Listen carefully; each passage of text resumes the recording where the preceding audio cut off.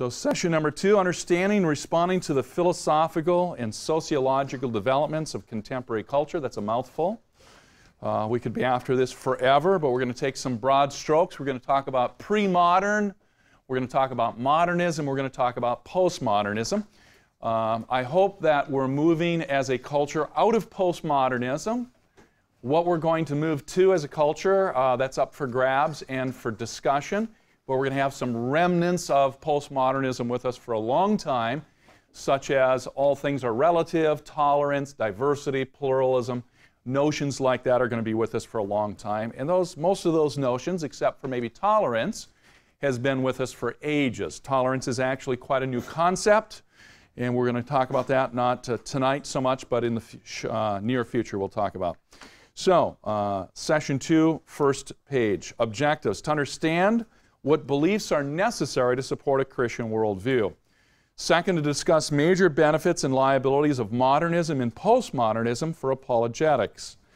To compare and contrast 5 major elements of modernism with postmodernism.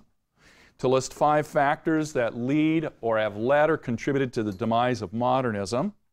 To assess the sociological value difference of modern boomers, that's me, and postmodern busters, that's actually not you, it's actually the generation, age-wise, between you guys and myself. But I'm extremely a good representative, not that being a modernist is good, but I represent modernism very well in my disposition about life. And so you'll see some of those factors as we talk about modern boomers. I definitely am one of them. And then postmodern busters. And there's some changes in your generation, actually some healthy developmental changes in certain areas that are moving away from some of the buster criteria. Quote in your notes: Western civilization is for the first time in history in danger of dying. The reason is spiritual. It's losing its life, its soul. That soul was the Christian faith. We do apologetics not to save the church, but to save the world.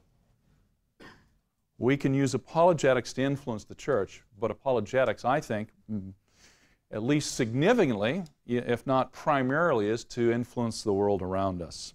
So my definition, which I'll probably repeat every week for our time together for the 15 weeks, apologetics involves defending and promoting the truthfulness of the Christian faith by all possible and appropriate means of persuasion in order to convince and motivate people toward an understanding and an embracement of the gospel. 3 critical questions. Is the approach true to the Christian truth claims? Is our approach to apologetics that we're doing, is it consistent with a biblical worldview? Does it do justice to the text of Scripture? Does it honor God? Does it glorify Him? Or does it sidestep the content of objective absolute truth? Second is the method that we use. Is it viable in the marketplace? Is anybody listening to us? Are we just talking to ourselves? Are we just shouting on the street corners our message, but nobody's stopping to listen? I want people to stop and listen. I want people to engage me. I want people to dialogue. And so I'm going to have to be concerned about the culture. And then thirdly, on what basis do we defend our own Christian faith? Do we defend it based upon publicly acceptable criteria of truth? Yes, I think we do. Or do we defend it based upon our own cultural paradigm? Postmodernism? No, we don't. Quote from Generating Hope, the book: I'm convinced that we are in the midst of a societal hurricane that I would characterize as a Category 5 hurricane, meaning that it has potential to cause widespread havoc and destruction, end quote. It's true. We're seeing social influences that could bring a lot of destruction to our culture, and postmodernism already has in part. 4 branches of philosophy, and we're going to get this all the way through the course. I'm going to be throwing these terms around. First one is metaphysics. Metaphysics. Metaphysics is the study of what exists, what is real, the theory of concepts, and in part the concept of truth. What exactly is this thing, truth? It's not limited just to a discussion of truth, but it's discussion. Metaphysics is the study of everything that exists. Numbers exists, propositions exist, love exists. Second, epistemology. Epistemology. Epistemology is the theory of knowledge. How do we know truth? How do we gain knowledge? What statements are true? Third area of philosophy is logic, the theory of reason. Logic, the theory of reason. Something can't be A and not A at the same time. Something cannot be true and false at the same time. Something can't be what it is and what it is not at the same time. Fourth area is ethics, which is the study of moral evaluation. Morality and ethics are hand in glove. Morality is that which someone does or an action. Ethics is the evaluation of that behavior. There's another word that goes hand in glove with metaphysics, ontology. Ontology is that which is real. Metaphysics is the study of those particular things. These three umpires are interacting before the Major League Baseball game, and they're kind of trying to outdo one another as far as their authority and their ability to evaluate the game, and they make statements to one another, and they reflect different worldviews. First umpire says, as they're getting together, he says, talking about balls and strikes and the pitches that are thrown and the plays that are made, he says, I call them as they are. Next umpire kind of wants to go one up on him. He says, I call them as I see them. And then the third guy kind of tries to outdo both of them, and he says, they ain't nothing until I call them. Well, those three umpires represent three very different worldviews. The first one, who says, I call them as they are, is the autonomous self of the Enlightenment. The autonomous self of the Enlightenment. Modernism, the Enlightenment, said man is a rational being. Man can see objective truth. Man knows what the truth is. He's kind of the center of the universe. Second one, I call them as I see them. That's the 20th century relativist. 20th century relativist. And then the third one, they ain't nothing till I call them. That's the virtual reality of the postmodern. The postmodern thinks that he actually gives that thing reality by his statement. Whereas the first guy says, there is objective reality, and I can objectively know what that objective reality is. Very different paradigms in two counts. From the book Finding Common Ground, one of your textbooks, Tim Downs says, what kind of beliefs are necessary to support a Christian worldview? What kinds of things need to be in place in the culture so when I bring the message of the gospel, there's a God who exists. This God wants to intervene in human culture. This God cares and loves. This God was incarnate in Jesus Christ, who died on the cross, rose from the grave, offers you new life. What kinds of things have to be in the culture for somebody even to respond, to listen, to understand the message? Tim suggests quite a few. Here's four of them. He says, if I believe that something exists outside the universe, then I might be able to believe that there might be a spiritual world. If I believe that an eternal infinite being could exist, then I might be able to believe that the God of the Bible could exist or be real. If I believe that there might be absolute truth, then I might be able to believe that there might be a such thing as sin. If I believe that miracles are theoretically possible, then I might be able to believe that the resurrection actually happened. So there's some beliefs that need to be in place in a person's worldview, or our message might fall on deaf ears. Let's look at pre-modern thought. You have a whole mess of blanks, 7 blanks. First thing with pre-modern thought. So this is everything prior to Descartes, most people would say. So Descartes is marked in about 1630. Descartes is kind of the father of the Enlightenment and the father of modernism. So this is everything prior to 1630, roughly. So, number one, rationality of the universe.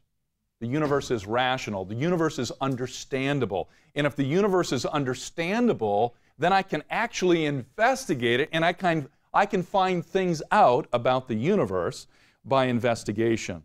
Second, material and immaterial realities. So pre-modern thought believed in material realities. Well, that's pretty easy. You know, if you stub your toe on a brick, if you run into a wall, it's going to hurt. The physical world impinges. It involves itself in our experience. But they also believed in immaterial realities. There's a spiritual world. Angels are real. God is real. So they believed in immaterial realities. Thirdly, they believed that the supernatural is real. the supernatural is real. They believe that God is real, He exists. Fourth, history is purposeful. History is purposeful. There's a rhyme and a reason to history. Buddhism sees history as a circle, it just keeps on repeating. There's no conclusion to it, there's no purpose in it. It's just like a merry-go-round that never stops. Well, that would get me dizzy. In fact, I was joking with somebody, I think it was last night. Yeah, it was last night. I can't watch my kids ride the merry-go-round. When they were younger and they rode the merry-go-round, I can't even watch it because I get so motion sickness. Just by watching the merry-go-round, I get upset. So I have to turn my back and can't even watch it because I get upset. You know, my stomach gets upset because I get so critically motion sickness very easily. History is purposeful. Christianity says it's moving to in a linear fashion, step by step, and it's going to come to a conclusion in Jesus Christ. Ephesians chapter 1, verse 13. 5, an emphasis on teleology. Emphasis on teleology. Two different ideas of purpose within teleology. Efficient causes and final causes. Efficient causes gets translated in our English vocabulary as because of. So you go out to the parking lot after class tonight and your car is on fire. And you ask the fire department, you say, what caused the fire? Why is my car on fire? Well, they could give you a because of, an efficient type of answer to your question. They could say, well, there was a small gasoline leak from the fuel line that led to your carburation of your car, and it began to drop gasoline on the exhaust manifold, which was very hot, and it resulted in combustion of your gasoline, and your car caught on fire because of the gas leak. That's a because of answer. That's efficient causes. But now there's another type of teleology of cause, and that's a final cause. So same situation, and you go out and ask the firefighter again, why is my car on fire? But now he doesn't give you an efficient cause, he gives you a final type cause. He says, well, some of the firefighters had some extra Hershey's candy bars and marshmallows and some graham crackers, and they really wanted to make some s'mores tonight, but they didn't have any heat source, so we decided to torch your car in order that we could make s'mores. Now that kind of answer is not an efficient cause, it's a final type of cause. Very, very different. So pre-modern thought had these same ideas in mind. Efficient cause. Why did Jesus Christ die on the cross? So that sin could be forgiven. Why did Jesus die on the cross? Final type of cause. So that He could redeem men and women from every tribe, nation, and tongue that would be with Him in heaven forever to glorify and praise Him. That's a final cause. 6. Correspondence theory of truth. Correspondence theory of truth. Pre-modern thought had a viewpoint of there's a correspondence theory of truth. Truth corresponds to reality. Truth corresponds to things out there in the world. So if I say, the grass outside of this classroom out there, on that little knoll, that little tiny hill there, is green. And if in fact that grass out there is green, then my statement corresponds to reality. Pre-modern thought believed in that. 7th, not exhaustive, but the last one we'll mention, representationalism in language. Representationalism in language. You can actually use language to represent truth, to quantify it, to express it, and to express it accurately. Now, modernism is going to agree with a lot of these things, but postmodernism is going to reject a lot of them. So modernism, what is it? When did it start? How did it happen? What was its motivation? So, Descartes, philosopher, Roman Catholic, wanted to come up with a system of thought that would end conflict. Now, during his lifetime, there were some things going on. One of the major things that was going on during his lifetime was what was called the 30-Year War, which raged all over Europe, and it was between religious segments. So, during the 30-Year War, the Catholics would march into town, and they would make an announcement to the town people. They'd say, men and women, you have one of 3 choices. You can become Catholic and live. You can leave town really fast, or we'll be back in 2 weeks and we're going to execute anybody that will not become Catholic. But we're an equal opportunity employer, so in another city down the road, the Lutherans would march into town and say, men and women, you have one of three choices. In the next 2 weeks, you can become Lutheran, you can become really scarce, or you can become really dead. We'll be back in 2 weeks to find out what your answer is. So this was going on all over Europe for 30 years. Descartes was upset. Well, any reasonably minded man should be upset over this deal. And he thought that this was over religious theology, statements and conflicts about truth claims. And so he thought if he could come up with things that are irrefutable, you can't deny them, they're absolute, they're foundational, they're brute facts. And then he could use philosophy to express those truths, and he could disseminate those truths to all these religious people, and he would solve the conflict. So that was the modernistic project, at least by Descartes. That was what was in his mind. That was what was motivating him. So, he got a couple of Bud Lights. He went up to his mountain cabin and started a nice raging fireplace in the fireplace and kind of sat down on his couch, and he began to think. And he began to reject everything that he believed in.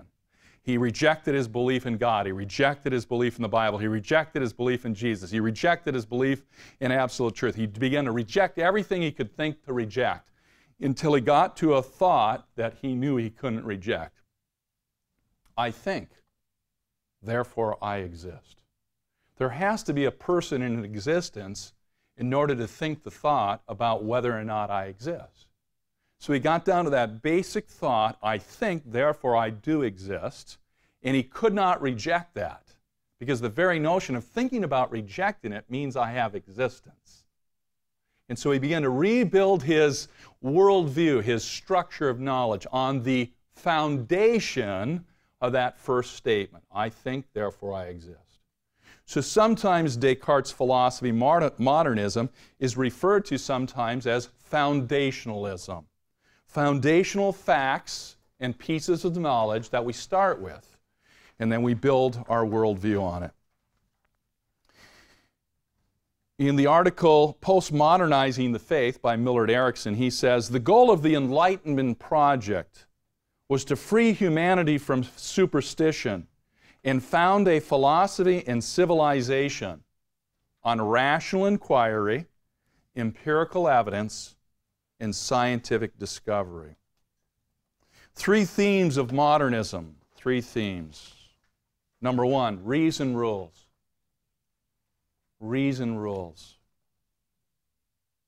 So for my THM that I did here at Talbot, I had to do some lectures in a couple of classes and then be critiqued.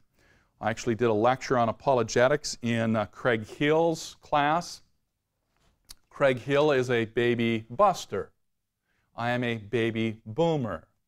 So afterwards we got together for lunch and he critiqued my presentation. He said, you give reason too much credit. I said, you give reason too little credit. And we began to discuss our conflict. I elevated reason very highly, and from my point of view, where I was sitting with reason, he de-elevated reason to a much lower status. Why? We both believe the Bible. We're both committed Christians. We're both evangelical. I'm a baby boomer. He's a baby buster. I'm reflecting in part my culture. He's reflecting in part his culture that has influenced him. So I think very highly of reason, very highly of it. Second, science is supreme. Science is supreme. Now, my undergraduate degree is in chemical engineering. I value science highly. I love science. I love chemistry. I love calculus. I'm sorry, I know I'm a freak that I love chemistry and calculus, but that's just the way life is for me. I love it. I still quiz my kids at times when they're taking chemistry. I'll ask them questions, and they half the time don't know it. And I'll say, it's not bad for having taken that 38 years ago. As a kid, I still remember that, some of the stuff. And they're like, yeah. Science is supreme. So, modernism gives us statements like this. If you want knowledge, you have to go to science. Only science can give you truth. Only scientific statements are true, which, is kind of self-refuting statement. Only scientific statements are true? Yeah, only scientific statements are true. Really interesting, because that's not a scientific statement. And if only scientific statements are true, and that's not a scientific statement, then that statement can't be true, can it? It's fun when people say that to me. Only scientific statements are true. I'll just smile. I'll say, we have a problem. Houston, we have a problem. Yeah, you got a big problem, because your statement won't stand the test of its own statement. Third, revelation rejected.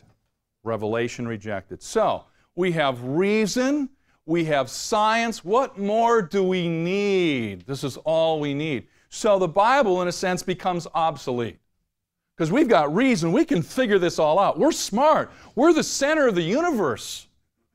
Modernism gives birth, to some extent, eventually to humanism, which is, again, man is the center of the entire universe. We don't need God.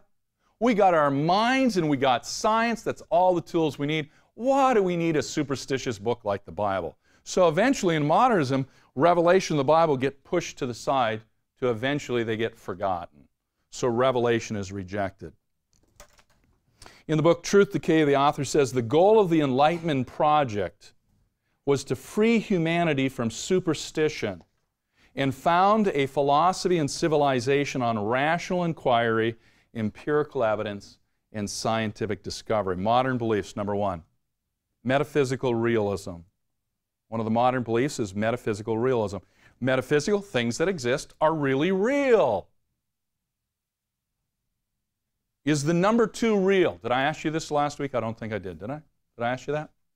Is the number 2 real?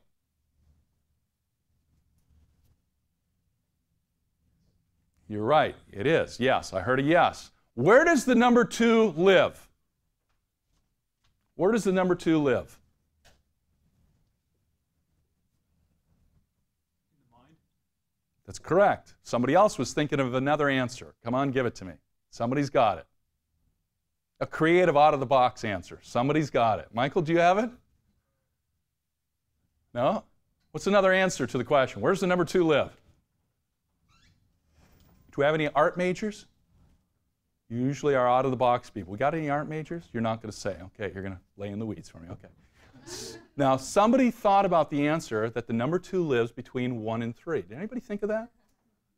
Oh, see, I knew I had a couple. I always have a couple. One between 1 and 3. It's a great answer. It's wrong, but it's a great answer. I love that answer. But your answer is right in the mind. Now, what happens if there's no human beings that exist? Would the number 2 still live? Would it still have existence? Yeah. Why? Well, because there is an internal mind. God. That's good. So, the geographic location, which is actually inaccurate because it's not geographic, but I asked the question like it was geographic. The number 2 exists in the mind of God. How long has the mind of God existed for? Eternity. So the number 2 is eternal. It finds its source in the very nature and character of God. I was asking a friend of mine, he teaches at Cal State San Bernardino. I said, Raleigh, are numbers real? Woo, maybe. That question stopped him in his tracks. And he's like, I could see the gears rolling, baby, real fast. Lots of friction. He's thinking, he's like, I think so. PhD in math, been teaching math for 30 years. He's never thought about the question whether or not numbers are real. So Raleigh, what department is math in? Is that Greek mythology? Is it in the humanities? Is that what the math department is in? Is it in humanities? Mythology? He's like, yeah, I know. Metaphysical realism. Things really are real. Truth decay, another quote. Do we construct truth, whether individually or as a culture? Or do we receive truth as a gift, however unnerving it may be? Second, modernism believes in correspondence theory, same as pre-modern. Correspondence theory, or what's called foundationalism. Correspondence theory of truth. Is truth indissolubly connected to objective reality? Or is it something more malleable, fungible, and adaptable to circumstance? Now, I'll tell you when I move on to 3, I've got some stuff to say under this. That may not be in your notes. I don't remember if it is. Things are as I take them to be. That's what this is saying. Things are generally as I take them to be. Truth is about reality. And as we have this discussion about truth and correspondence theory, we need to differentiate between epistemology, the knowledge of the truth, versus metaphysics, the existence of truth. Number 3, modernism believes in absolute truth. Absolute truth. J.I. Packer says, modernism assumed that it was in the power of reason to solve all the world's problems and to determine what anybody needed to know. Has modernism solved all of our problems? We don't have any more problems today in 21st century world? Nothing in the Middle East, nothing in America, no medical problems, no social problems, no economic, no, we got packs of problems. Modernism hasn't done it.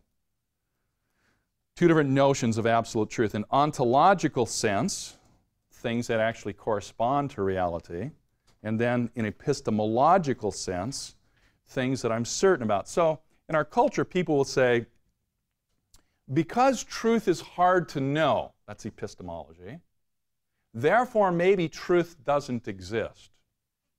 And that's false. That's a false connection. Simply because it's difficult to know what truth is doesn't mean truth doesn't exist. Simply because it's difficult for me to know the finer points of DNA and genetics in a human cell, in all the inner workings of all that stuff which I know virtually nothing about, doesn't mean that that truth about genetics in the human cell and all the interplays of the human cell, it's not like it doesn't exist. I just don't know it.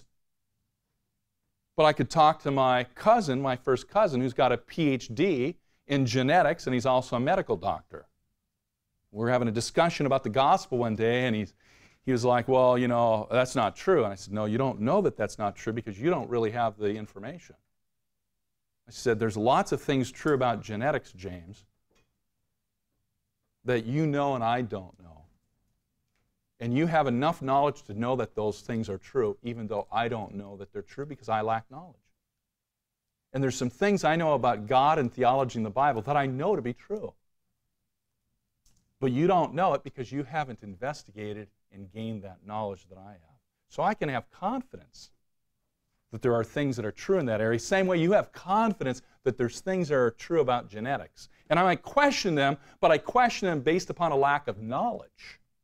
And simply because I lack knowledge doesn't mean that those things are not true or don't have existence.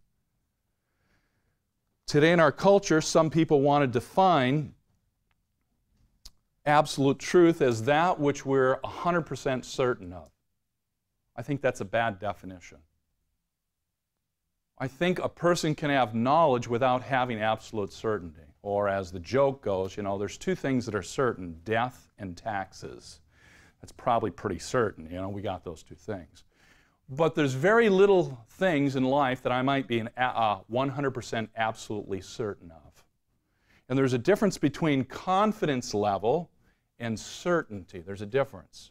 Some people have high levels of confidence, but it's a more emotionally driven than it is rationally based.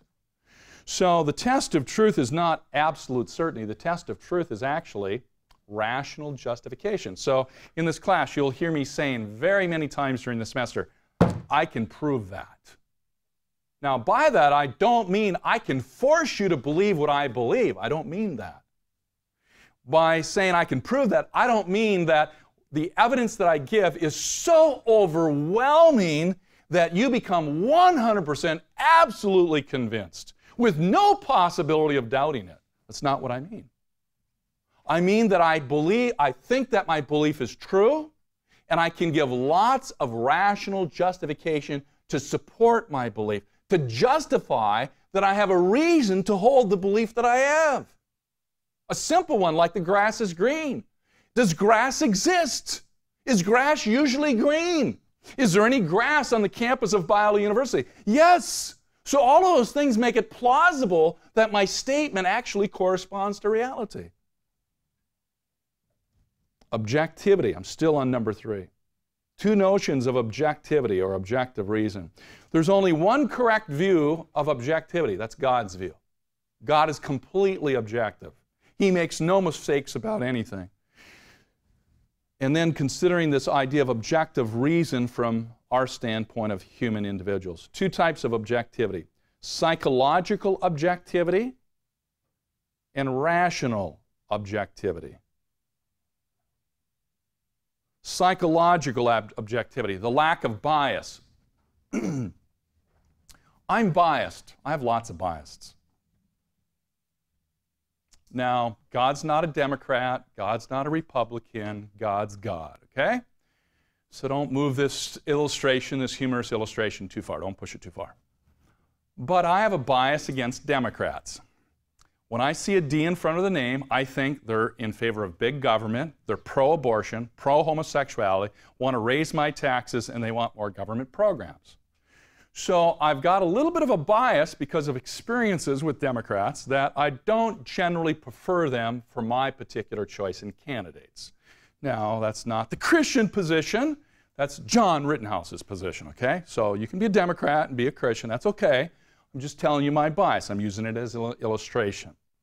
But simply because I have a psychological bias does not mean I cannot be rationally objective. So somebody gives me the platform position of a Democrat on his view of social welfare, economic stimulus, job creation, whatever it is. And I get his platform and I read it. And as I read it, I'm like, I can evaluate it objectively. Even though he's a Democrat, I don't prefer him or her. I can read his platform and rationally evaluate it. And I might say, man, this guy's got a great platform. He is totally right on the issue. He's not only right on his conclusions, he actually got to his conclusions in the right way. I totally accept his thesis on this particular point. I still can evaluate it rationally in an objective fashion. Secondly, dealing with psychological objectivity. Is psychological objectivity a virtue? J.P. Moreland argues that it may not be because of two major reasons. People possess psychological objectivity usually because of two major reasons.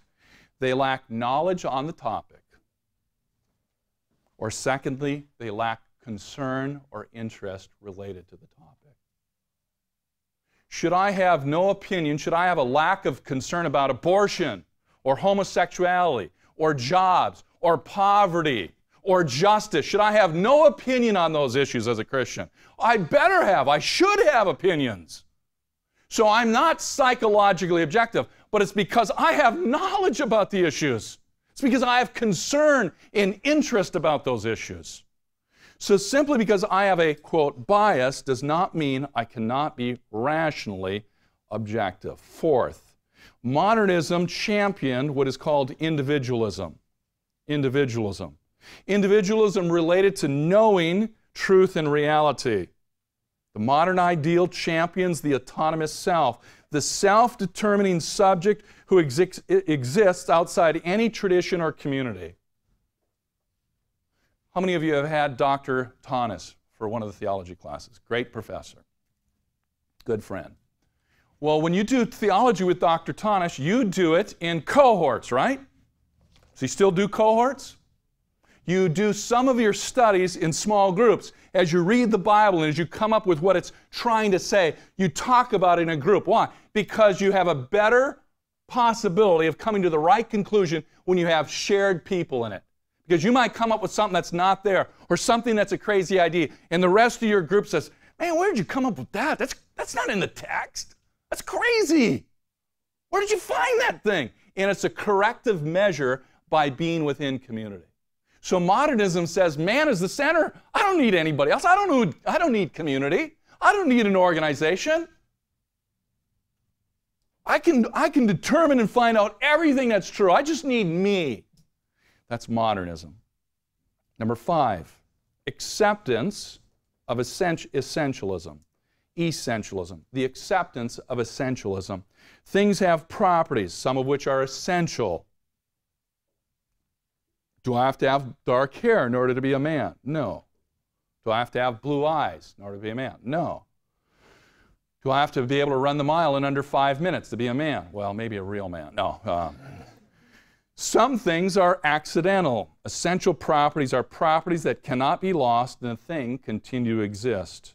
Essential properties answer, what kind of thing is this? Question, what's the essential property of being a human being? What makes you and I human beings? Not a soul, because chimpanzees have souls. Dolphins have souls. So it's not the presence of a soul. Excuse me? No. If I'm unconscious or in a coma, I don't have much reasoning capacities. That's correct. That's the right answer. That's the essential quality of being a human being. We're made in the image of God. Human beings are created in the image of God. Are fetuses created in the image of God? If your answer is yes, then abortion is wrong, clearly. Because the issue is not, well, you know, it's going to cramp my lifestyle. Well, yeah, sure, kids cramp your lifestyle. Talk to me about it. I got 4 kids. Talk to me about it. Life would be simpler, but not as enjoyable without children. I'll take a more complex lifestyle and keep my kids gladly. Even though some days I want to throw them off a cliff, I still love them. 6, foundationalism. Foundationalism. Foundationalism. The reason for some beliefs are other beliefs. Some beliefs are bedrock or self-evident. Some beliefs serve as the basis for other beliefs. What are some of the negatives of modernism? Number 1. Modernism is the removal of revelation by reason alone. So modernism removes revelation and replaces it simply with reason. We don't need the God of the universe to speak to us because we're really smart without Him. We don't need His book to guide us. I got me, I got my brain, I got reason. So modernism rejects revelation. It gets rid of it. The modern understanding linked truth with rationality and made reason and logical argumentation the sole arbitrators of right belief. And the word soul is the problem word, S-O-L-E. Is reason and logical argumentation, is it a basis by which we can use to arrive at right belief? Absolutely. Is it the sole arbitrator of determining right belief? No, it's not, because the God of the universe has spoken to us. It's called revelation. Second, autonomous self, independent of community. This is negative. Autonomous self. I'm the center of the universe. No, I'm not. I like what Howard Hendricks, he was a professor at Dallas Seminary, he said, if you want to see how significant you are without God, take a glass of water, stick your finger into the glass of water, pull it out, and see how big of a hole is there after you take your finger out. He says, that's how significant you are without God. But modern man thought he was significant without God in the picture. The modern human can be appropriately characterized as Descartes' autonomous rational substance encountering Newton's mechanistic world. 3, efficient, not final causes. So modernism says they're efficient causes. So the only question that modernism wants to answer is because of. Why did this happen? Well, it's because of. Why is this going that way? Well, because of. Well, why does this take place? Well, because of. Everything is reduced to an efficient cause. There is no final causation. There's no ultimate reason for things going in the direction that they're going. It's all a mechanistic, scientific type thing. And yet in Ephesians 1:10, Paul says, the fullness of the times, the summing up of all things in Jesus Christ. Human history is moving to a climax. Praise God, you and I have a part in that climax. It's exciting. 1 Corinthians chapter 6 says we're going to be involved in judging angels, i.e. demons. I wonder who's going to get the privilege to say to Satan, you can go to hell and stay there. Satan is not the king in hell. He's a prisoner in solitary confinement. A lot of times we think Satan is ruling in hell and he's going to be running the show. No. He's going to be in solitary confinement in hell. He's not there yet, but he will be in the future. Number 4, the scientific method is everything. Scientific method is everything. The tragic irony of the modern gist was that its science and technology gave the Western world the highest standard of living it is ever known. But it produced the greatest emptiness of the human soul. We got more technology, we got more money, we got more wealth in today's culture, actually in America, than any culture in human history. This is the wealthiest culture ever in the existence of humanity. But we have a lot of lonely people. We have a lot of people that are disconnected.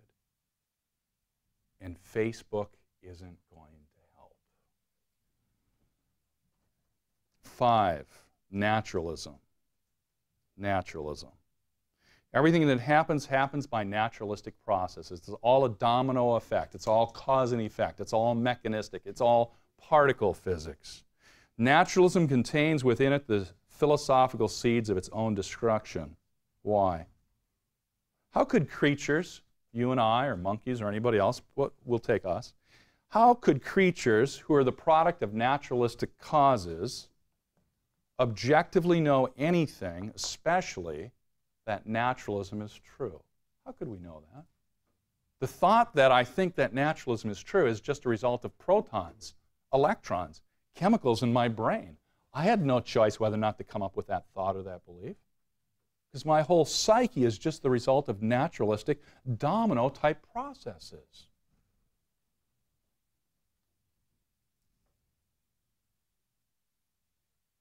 Number 6, humanism. Humanism. Man is the measure of all things. So, Michelangelo not only painted the Sistine Chapel, but Michelangelo sculptured the great statue that's entitled David. Some people might be tempted to think that Michelangelo sculptured biblical David, King David. I have arguments with my art people frequently when I say that's wrong. They want to take issue with me. I say, well, that's okay. I like a good argument. But there's 2 reasons why it's not biblical David. First one is because the hands are disproportionately large to the body, excessively large, way out of proportion, which is an artistic expression. Art is a philosophical expression. If you think artists paint or sculpture just because they like pretty pictures, you've missed part of the point. Artwork is a philosophical expression of how people look at and view the world. Sometimes very profound, some very twisted, some very corrupt. So Michelangelo sculptures David's hands probably 2 to 3 times the size of what the hands should be, which is a philosophical statement. With man's hands, humanistic man can accomplish anything he wants. But there's a kicker why it can't be biblical David. Because the statue of David is an uncircumcised David. Michelangelo knew his Old Testament. If he wanted to sculpture King David, biblical David, he would have represented a circumcised David, not an uncircumcised. It's a representation of humanistic man. 7, reductionism. Reductionism. Modernism reduces psychology. Hey, you got depression? You depressed? Reduces psychology to biology. Well, you got a brain problem, baby. You just got some neurons not firing right. And so now we're going to reduce biology to chemistry. We're just going to give you some good drugs. And these good drugs are going to make you feel better. Now, don't get me wrong. I'm not discounting that in some cases depression can be derived from chemical deficiencies in the brain. I fully buy that. But depression could also have a moral component to it. Somebody gets his girlfriend pregnant. He pressures her to get an abortion. She gets an abortion. Now he and she feel guilty and experience depression, which most women that have an abortion will experience depression 5 to 8 years after the abortion. They will experience clinical depression. Post-traumatic abortion syndrome. It's in the medical literature. Counselors are dealing with it all the time. So she might have a deficiency in her brain chemistry, but the root of the problem is not just brain chemistry or chemistry. It could be a moral problem. So to reduce everything simply to biology or chemistry is short-sighted and incomplete. It might have all kinds of components to it. 8, progress. Progress, new and improved. This is the world that I lived in when I was growing up. Every couple of months they had new and improved. Tide, detergent, new and improved Tide. Then 6 months later, new and improved Tide. And then 8 months later, new and improved Tide. I'm like, boy, it must have really been a crummy product when they first produced it. Because now they've new and improved it about 6 times. It must have been really lousy to start out with. But this is modernism. I was raised with the hope of utopian society. The Jesus movement in the 60s. Hey, let's just all chill out and hang out and, man, peace, love, and joy. Man, let's just have peace, you know. This is the utopian dream that modernism proposed and pushed, but it didn't happen. 9, anti-authoritarianism. It's all about individuals, not institutions. So we can't trust the church. Can't trust government. We have to trust ourselves and us only. And then 10, determinism in the form of secular determinism, which is behavioralism, B.F. Skinner. So B.F. Skinner says, everything is a conditioned response. You simply think and make decisions and respond and order your behavior based upon external stimulus. You're like a little doll that you just press the button, you know? Everything's a conditioned response. Everything's a conditioned response. Everything's a conditioned response. Everything's a conditioned response. Well, if B.F. Skinner is right that everything's a conditioned response, then his statement, everything is a conditioned response, is in fact a conditioned response. And we cannot know whether or not it's objectively true because it was already determined by his circumstances. He's Pavlov's dog and somebody rang his bell. Everything's a conditioned response. Everything's a conditioned response. So if he's right, he's wrong. He can't have it because his very statement defeats his very thesis. But that's modernism. Those are some of the faults of modernism.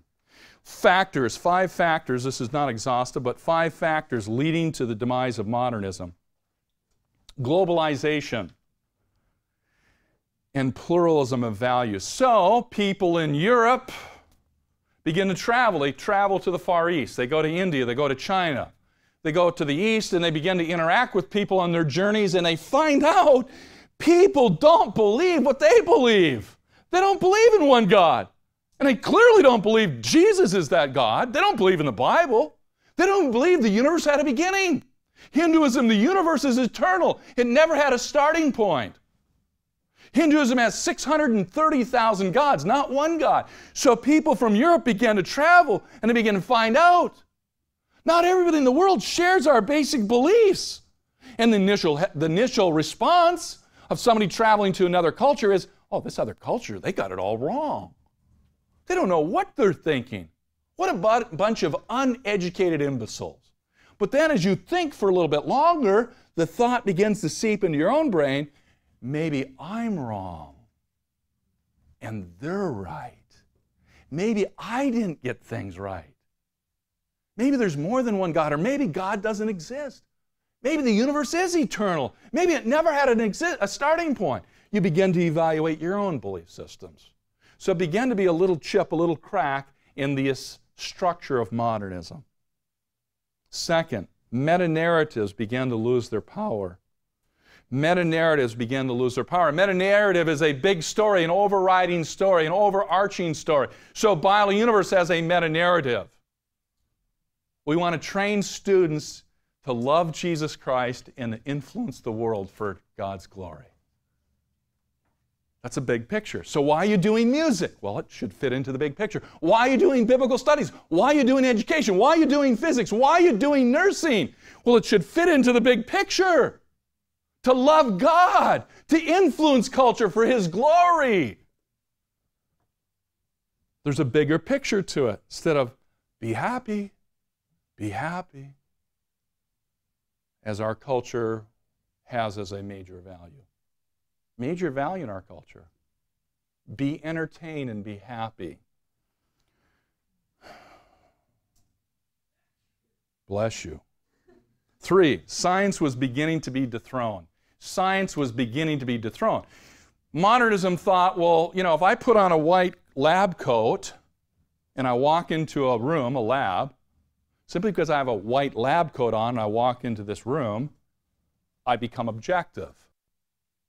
And everything I come up with is true. And some people begin to question that, say, well, you know, you're not objective. You're actually a part of this world. You don't have a bird's eye view over the entire world. It's not like you're flying in an airplane, you can see everything.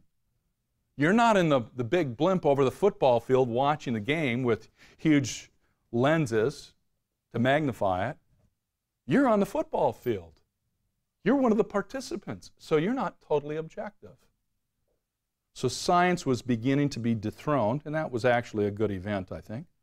4, uncertainty related to quantum theory. Uncertainty related to quantum theory and the issue of relativity. So, one of the ways this is expressed is Heisenberg's uncertainty principle. Anybody know what Heisenberg's uncertainty principle is? Any chemistry majors, physics majors? Heisenberg's uncertainty principle. You're observing a subatomic particle and you can't know its position and its velocity. That's correct. Why not? Because if you're observing it, it has changed its state, or it's changed its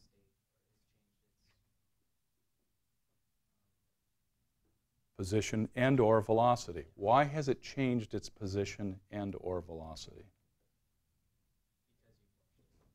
How did that affect it?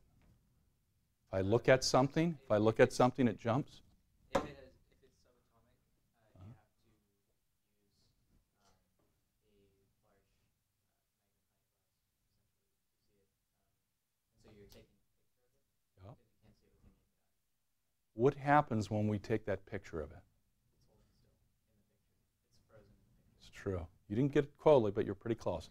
When I observe it, I have to use energy. I have to hit it with energy in order to be able to observe it. Like taking a flash picture. When you take the flash picture, light flashes on your subject, comes back to the camera.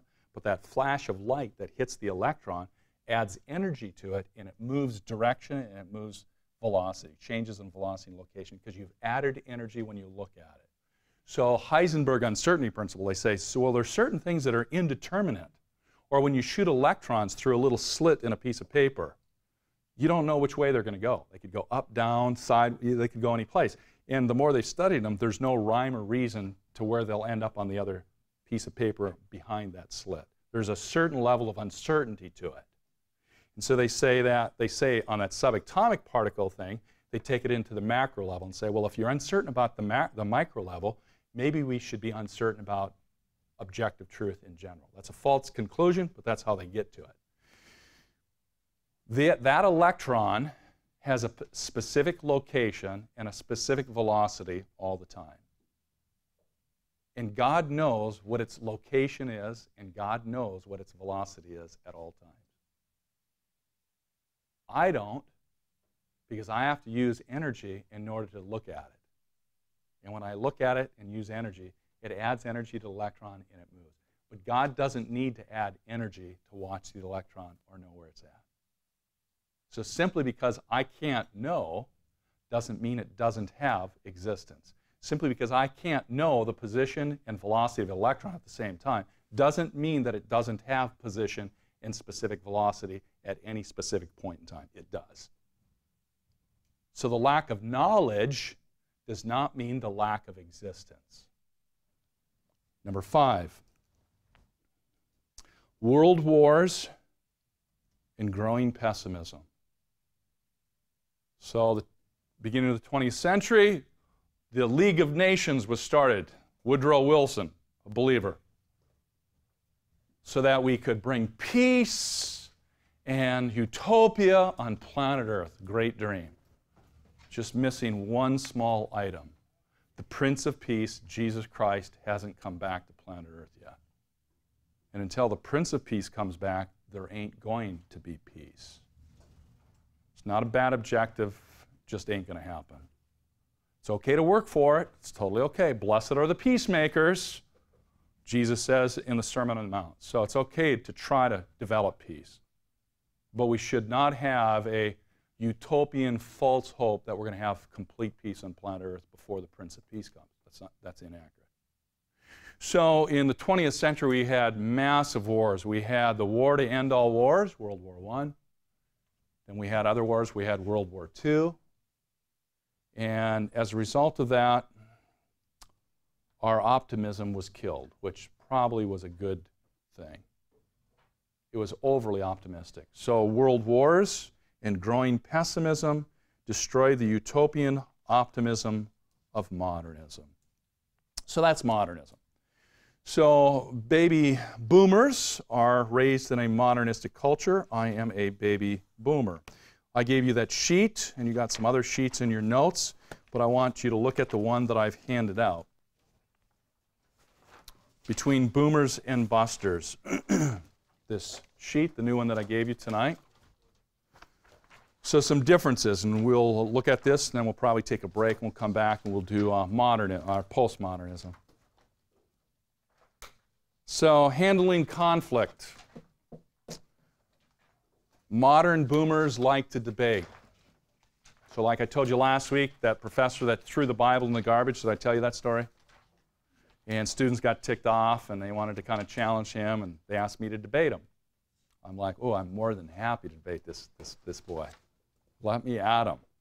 But busters are more interested in dialogue. Let's be friends, let's talk, let's just dialogue. So when I do debates, like Cal Poly Pomona, I've done a couple debates there. I did one with the Muslim Student Association. And I debated Jamal Badawi. It's actually on YouTube, so if you want to watch the debate, you can. I debated him on the topic God, or Jesus, God or prophet.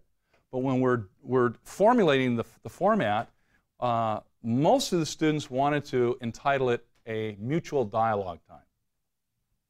I'm like, no, it's not a dialogue time. I disagree with him. I want to debate the issue. I want to label it as a debate.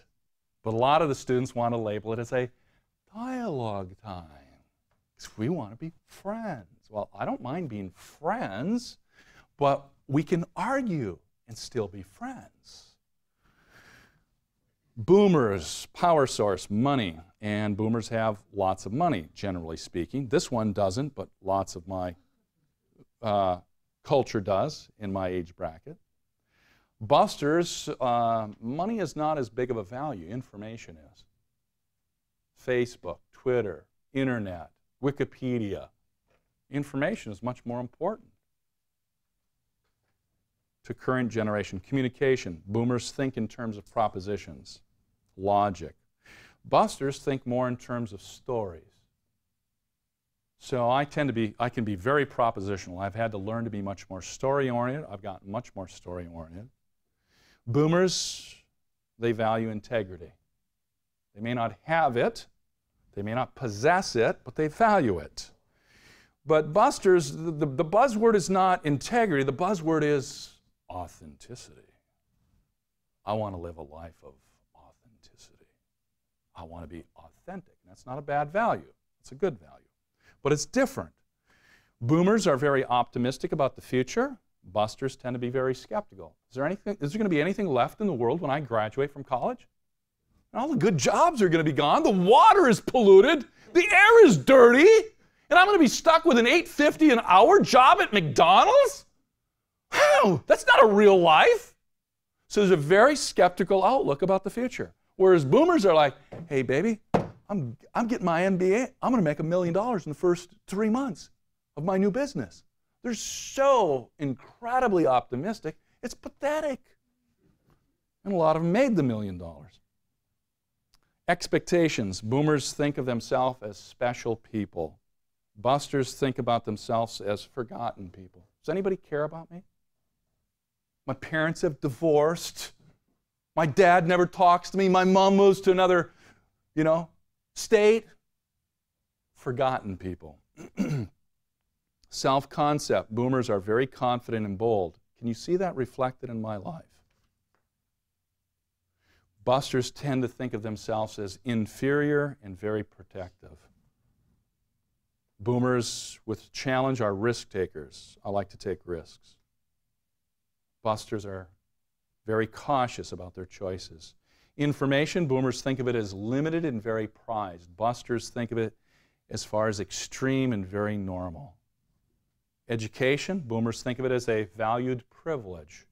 Busters think of it as a necessary right. Truth, boomers, emphasis on reality. Busters, interpretation. Boomers, discovered. Busters, determined. Boomers, truth is objective. Busters, it's subjective, it's personal. Knowledge with boomers is reason and reality. That's how we get at it. We get at it through reason, and knowledge is that which is reality. Busters, much more intuitive, much more experience-driven. Boomers, their world outlook is conquest. I'm going to take over the world, and if you don't want to come with me, that's okay. I'm still going to take over the world, with or without you. That's a boomer. Busters, cooperation. Cooperation and peace. Boomers, goal of life is progress, new and improved, better. Postmodern busters, peace, peace. Relationships, boomers have relational breadth. They have contacts with 50 million people.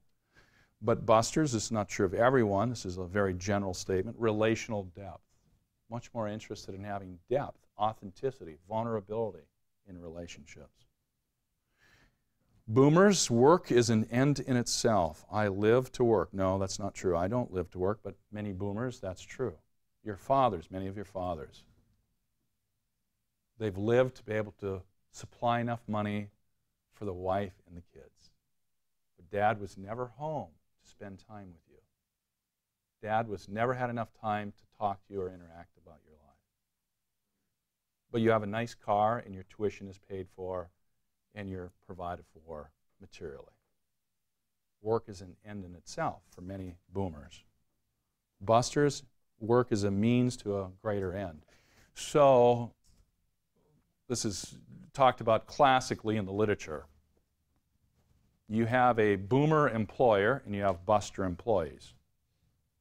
The boomer employer wants to make more money, so he's got a big job coming in. So he wants to get it done on deadline because he makes lots more money if he gets this project done ahead of schedule. So he asks his buster employees on Friday to work an extra 8 hours instead of just putting in 8 hours. He wants you to work an extra 8, to work 16 hours, to work through the whole night. And he'll pay you time and a half or maybe even double time. And you say, no thanks. And he can't figure out why in the world you don't want to work an extra 8 hours. Instead of getting paid $8 an hour, he's going to pay you a whopping $12 an hour. Wow. And you say no. Why do you say no? Man, I got movie and a pizza tonight with my friends. I mean, after I get out of work, my friends and I, we're going to get together. We're going to go see the latest movie that's showing. We're going to hang out. We're going to have dinner beforehand. We're going to do the movie. We're just going to chill for the evening. Because work is just a means by which to survive. For the busters, that's not a bad value, actually. It's a pretty decent value. Whereas for the boomers, they live to work. They're married to their job frequently. Very different values. Very significantly different values. When I was at the University of Wisconsin at Oshkosh, the generation shifted. When I first came on staff with Campus Crusade for Christ, I was still working with my generation, boomers. And so I was very aggressive, very detailed, very propositional, very formal, very organized. It worked extremely well for my generation, boomers. And then something happened, and I didn't quite know what it was. But I had a whole group of students, basically in a very not so polite way, tell me to go to hell. They got very irritated with me, and they said, we're not interested in being involved in Campus Crusade for Christ, especially if you're the leader of it on this campus. We really don't want anything to do with you. I was having a hard time figuring this deal out because I'd seen personal development in my life, and it actually got more sensitive and more flexible as the years went on. And I was doing the same thing and better 10 years into this deal, being on staff. And all of a sudden, the dog poop hit the fan. with these students. And I was like, what is going on? And it took me about a year to figure it out. And what had happened is the generation had shifted. And the students that were coming in were no longer my generation boomers, they were busters. And the values that they emulated and the values that they held dear were very different values than what I held to. And that caused conflict. So I would say, as a boomer, I would say to students, you know, for the first 10 years, I want to challenge you to be committed to the organization of Campus Crusade for Christ. And they loved that challenge. They just rose to it. They said, oh man, that's music to my ears. And then I said the same thing to buster students. And that was like taking your fingers on a board and scraping it, you know. You know, and you're like, oh, don't do that. You know, it just drives you nuts. Because their values were different. So I made a really critical choice after about 2 years after that. I said, I either have to change who I am or I have to get out of college ministry. I have to get out of college ministry and move with my generation as they get older and older and older and just stay with them. Or if I stay on college campus, I'm going to have to rethink my entire paradigm. And I thought about that for about a year, and I sought the Lord, and I said, I love college students, Lord. I just love them with all of my heart. I love them. And I want to influence college students. And so I had to make a choice to change. So I began to be a student of students, thinking about students, reading about students, observing students, asking questions of students, and changing my vocabulary, changing my paradigms, seeking to change my values.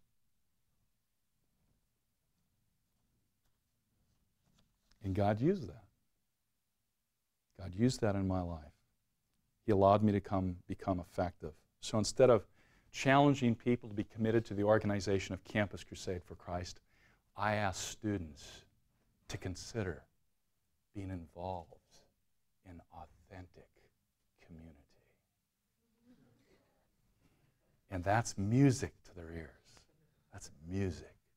Instead of telling them what I think they should do, I say to them, here's another option that I think you might want to consider. Because some of the buzzwords in the culture is, whatever, or, hey, options. You just have lots of options. Just need to think about what option you want. I was walking out of the cafeteria with a friend of mine that was in one of my Bible studies. He's now an orthopedic surgeon here in California. We're walking out. His name's John also, and he said to me, I said, John, what do you think about me doing this thing? And I said, whatever. He's like, no, really. What do you think? I said, bro, whatever. And he's like, no, really. What do you think? I said, bro, whatever. And he knows me. And so he knows that I wasn't being totally serious when I said whatever. I was just trying to be peace and cooperation. And so he says, you remember our deal? I played dumb. I knew what it was, but I said, no, I'm not sure I remember it. What's our deal? He's like, you get to tell me what you think, and I get the opportunity to disagree with you. That was our deal. That I could speak freely whatever my heart is thinking about. And he had the privilege of disagreeing with whatever I told him. He said, you remember our deal? I said, oh, yeah, I remember it now. He's like, so let's do our deal. You tell me what you think. I said, you won't like it. He's like, no, tell me. I said, you don't want to hear it. He said, no, really, I'm asking. Tell me what you think. I said, I think it's a bad idea. And that got us into a discussion for about 40 minutes. I'm not always right, but at the end of that 40-minute discussion, he says, I agree with you. I think you're right. But the way I approached it was very different. Whatever. Here's another option I think you might want to consider. I had to rethink my paradigm. I was walking on campuses probably a year ago with Matt Williams, and Matt knows that I mentor men. That's kind of my passion. The greatest passion of my life is mentoring my brothers in Christ, and non-Christians also. And he was asking me, he says, what do you use in your mentoring? Matt's a baby boomer too. And so he expected me to say something like, well, this book or this study guide. And I said, well, bro, I said, 20 years ago, my mentoring was very structured, very formal, very content-driven. But now my mentoring is very informal, very unstructured, and it's relationship-driven, not content-driven. So when I mentor people, I just get together, hey, bro, what's happening, man? Let's chill. Let's chill. What do you want to talk about today, eh? What do you want to do, Just kick back, just relax. Whatever comes up, hey, we'll enjoy the ride. Very different paradigm. Postmodernism. The book Truth Decay says in part, postmodernism, broadly understood, has dispensed truth, capital T, and replaced it with truths, small t. Some take this to be liberating, even for Christian endeavors. I take it to be very bad news, philosophically, ethically, apologetically, and theologically, end quote. Stanley Grenz, in his Postmodern Primer, says the transition from the modern era to the postmodern era poses a grave challenge to the church in its mission to its own next generation. Grenz again, postmodernism abandons the quest for a unified grasp of objective reality. It asserts that the world has no center, only differing viewpoints and perspectives. So you've got a big, bold quote there in your notes. It's from Finding Common Ground from a student at Indiana University. Either Indiana University, maybe Indiana University or Purdue. Student having a sign walking around campus that said this: it isn't wrong to think you're right, but it isn't right to think others are wrong. Which is self-contradictory. If you really think you are right, you're going to think somebody's wrong that disagrees with you. If you really believe that 2 plus 2 is equal to 4, and somebody says it's 17.3 or whatever I feel like on the moment, you're going to disagree with them. So the statement is a contradiction, but this is postmodernism. This is postmodernism, expressed very well. Irrational, illogical, incoherent? Yes, postmodernism, at least this depiction of it. And it's very much a reflection of postmodernism. J.P. Moreland in Philosophical Foundations in critiquing postmodernism says, as a philosophical standpoint, postmodernism is primarily a reinterpretation of what knowledge is and what counts as knowledge. More broadly, it represents a form of cultural relativism about such things as reality, truth, reason, value, linguistic meaning, the self, and other notions. Two major foundations for postmodernism. This is in your notes, blanks in your notes. Number one, rejection of all universals. Rejection of all universals. You don't need postmodernism to have relativism, but postmodernism believes in relativism. So postmodernism at its foundation is the rejection of all universals. Philosophically, that's called metaphysical nominalism. Metaphysical, that which exists. Nominalism, zero, nada, nothing. So is there anything that's really objectively real? Postmodernism tends to say, no, of course not. It's all a matter of perception. It's all what you think, what you perceive, what you envision. Second, a rejection of mind-independent reality. Rejection of mind-independent reality. That's called epistemological, i.e. knowledge, coherentism. So postmodernism doesn't believe that truth exists out there. They don't believe truth is exterior to the individual. They believe that truth is embedded in my mind. Truth exists internally within me. Truth is whatever I think about. Truth is whatever I envision. So truth is inside here. Truth is not out there. So truth is whatever I determine it to be. John Sims in his article says, concerning this point, he says, the epistemology that banishes the world is commonly called holism, with an H, H-O-L-I-S-M. Holism. The world is gone. The external world doesn't exist. Second, postmodern beliefs about beliefs. You may not have this in your notes. You do not. So you might want to write it on your left page there, on the white part of your opposite page.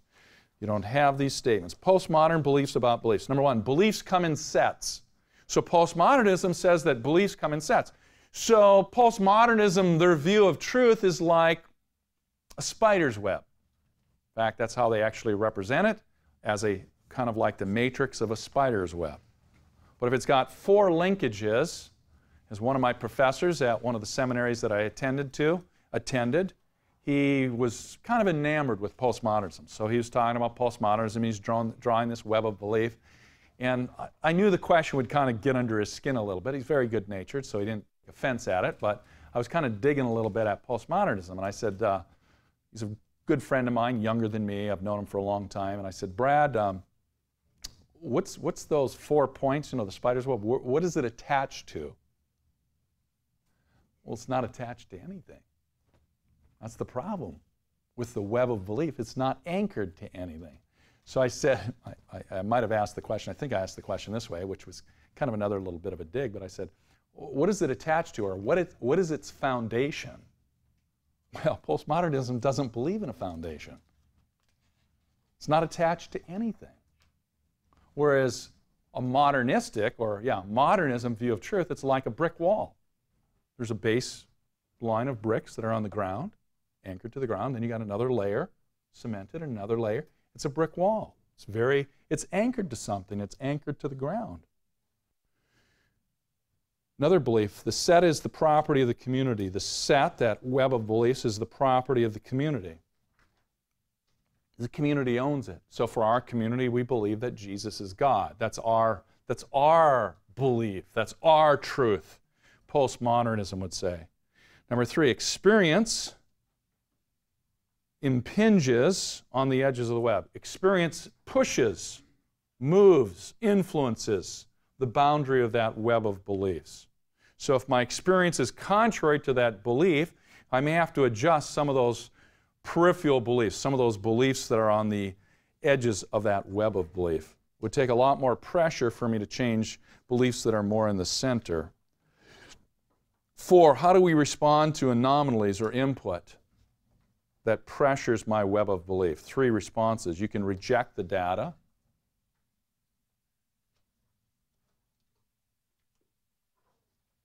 So I had a conversation with kind of a friend that was involved in the International Church of Christ.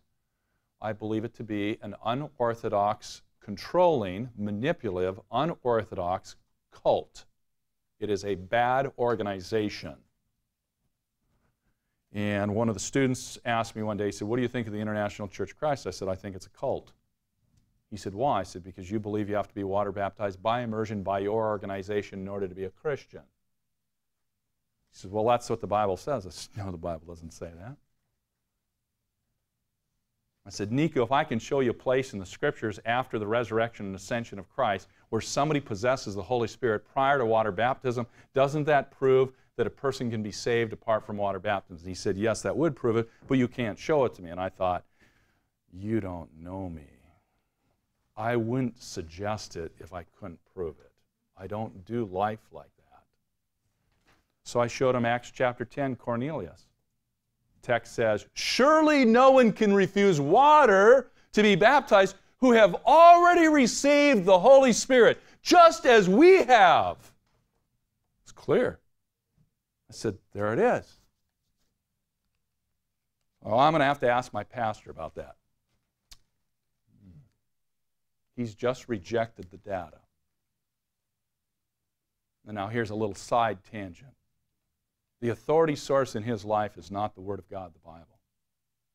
The authority source in his life is what his pastor says about the Bible. So no longer does the Bible stand in authority over me and my beliefs. Actually, my pastor, his pastor, stands in authority above the Word of God. That's arrogance. If I say yes and the Bible says no, I promise you I am wrong. The Bible is the ultimate authority. Second response to anomaly, you can add another belief. You can add another belief. We can do this related to the Trinity. I'll ask people, how many gods are there? Now, whoa, man, there's only one God. Is the Father God? Yeah. Is Jesus God? Yeah. Is the Holy Spirit God? Yeah. Is the Father and Jesus the same thing, the same person? No. You got two different people? Yeah. Well, you got two different gods. You have to add a belief. It's called the Trinity. It's called one substance, one essence, one nature, but three distinct but not separate persons. You add a belief. Or in some cases, with some things, when you have anomalies, you can actually change your paradigm. So I'm sitting in a meeting with a group of Campus Crusade staff. One of them does not like psychology. He thinks that Christian psychology is an oxymoron. It's kind of like a truthful liar, a moral murderer. He thinks it's an oxymoron. So we're discussing what I think is a great book, How People Grow by Henry Cloud. I think it's an excellent book. And he really got agitated because this is psychology. And if it's not the Bible, it's not true. And so he got really irritated. And he made the statement, the Bible is truer than psychology. And when he said that, I bristled a little bit. And do I have, no, I don't have my marker. I said, bro, you're wrong. And I said, you don't know what you're talking about. He's like, are you calling me ignorant? I said, no, I'm saying that you don't have a master's in philosophy and I do. And you don't know that you've made an error philosophically in your statement. But if you give me 5 minutes of your time, I will prove to you, to your satisfaction, that you're wrong. He's like, you have my time. I said, bro, in order for something to have existence, it has to possess one property. I said, properties, you need to take this down. This is worth the whole price of the class if you can apply it, and you should be able to. Properties come in two categories, degreed and non-degreed.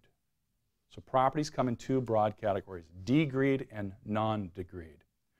And there's two subcategories for degreed properties, quantitative and qualitative. Quantitative and qualitative. Quantitative would be height, weight, possibly temperature. But a degreed qualitative property would be love. Mother Teresa is more loving than Adolf Hitler is related to Jewish people. That's a qualitative, but I can't tell you 3 quarts or 8 quarts of love or 6.2 grams of love. But it's degreed. You can have more or less of it, but it's a qualitative degree. So degreed properties and then non-degreed properties. Non-degreed property is evenness related to whole numbers, 1, 2, 3, 4, 5. You either have evenness or you don't have evenness. So I asked Matthew the $1 million question. I'll ask you, what type of property is truth? A degreed property or a non-degreed property?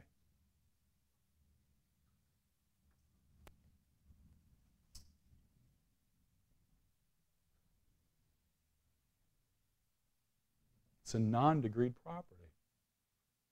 It's a non-degreed property. You either have truth or you don't have it. So when Matthew said the Bible is truer than psychology, he was using truth in a degreed terminology. No, statements are either true or false. When you put an acid and a base together, you get a neutralization reaction. You get the formation of a salt and water. That's just as true as God so loved the world that he gave his only begotten Son. Now, it's about two different topics, but when you put an acid and a base together, you get a neutralization reaction. That's true. 2 + 2 is equal to 4. That's true. God exists and he loves his creation. That's true. God loving the world is not more true than 2 + 2 = 4. They're both equally true, but they're about different topics. So when I shared that with my friend, he said, "You're right." He agreed with me. I said, "So you have to remove your statement. You can't say the Bible is truer than psychology. That's a false statement." And he's right. He said, "You're right." He shifted his paradigm. Not a lot, but he shifted it. So he gave up his objection to psychology. He gave it up. Did I tell you the story about the ship at sea? Did I tell you that one last week? This is reported in Naval Magazine, also repeated in 7 Habits of Highly Effective People, but he got it from the Naval Magazine. True story. Navy destroyers out at sea at night, and the captain retires to his quarters, puts the first mate in charge of the bridge and to pilot the ship, and all of a sudden the first mate realizes that the ship is on a collision course. So he calls up the captain, tells the captain the situation. Captain comes out of his cabin, comes up to the bridge, and takes charge of the situation. He tells his signal man, the light man, he says, "Signal that other ship that we're on a collision course and he needs to change his course." So the signal man signals, "We're on a collision course, change your course." And the signal comes back and says, "No, you change your course." Captain's a little bit irritated and he says, "I'm Captain so-and-so. I order you to change your course." Back comes the light and response says, "I'm a first-class seaman, lowest rank available. You change your course, Captain." Ooh, baby, the captain's not very happy. He is irritated. He is ticked off. You don't disobey a superior commander. So he wants to kind of push it, and he says, "You tell him I'm a Navy destroyer. Big, huge ship. I'm a Navy destroyer. You change your course." So he did. Light comes back and says, "I'm a lighthouse." What did the captain do in response? He changed his course. The captain had a paradigm shift. The captain got some information into his brain that caused his thinking to shift. Just like it happened with my friend when I said the Bible isn't truer than psychology because truth is not a degreed thing. Truth is a non-degreed property. You either got it or you don't. And he had a paradigm shift. That's what we're looking for in apologetics. We're trying to help people experience a paradigm shift. How that's going to happen, we don't always know, but we want to try. Number 5 on postmodern beliefs. This is still an addition. It's not in your notes. 5 tests for evaluating the web of belief. First one, internal coherence. Is it internally coherent with itself? Second, does it have logical consistency? Is it really a 3-sided triangle or is it a 4-sided triangle? 4-sided triangle is not logically consistent. It can't be true. Third, comprehensiveness. Is it comprehensive? Comprehensiveness. 4, does it have explanatory power? Does it answer the questions that we want to know? Does it deal with our world around us? Can it answer what we're looking for? 5, does it have empirical sufficiency? Empirical sufficiency. Does it have enough data to support its conclusions, its viewpoint? But there's something missing from these 5 tests. These are tests related to postmodern view of the web of belief. It's missing something. And the thing that it's missing is correspondence to reality. Because technically, most postmodernists don't believe in the concept of correspondence to reality, because reality is not external to me, reality is internal to me. Now we're back into the notes. Beliefs of postmodernism. Number one, there is no real world ontologically. So statement number one or blank one. There is no real world ontologically. Ontologically is that which really exists. John Sims, in his article, Postmodern, the Apologetic Imperative, says, it is never politically acceptable to posit any objective report of the way the world is, for that would undermine the relativism and pluralism that the view assumes, end quote. He's talking about postmodernism. Number two, either no truth or correspondence to reality. Either no truth or no correspondence to reality. Postmodernists say, I'm still on number two, truth is created by your own community. We come up with it. And truth is reduced simply to custom. This is the way we do things. This is the way we believe in our community. Richard Rorty, who's a powerful spokesman for postmodernism, says, truth is what my community allows me to get away with. So whatever I say and my community lets the statement stand, that's truth. Whatever my community won't disagree with.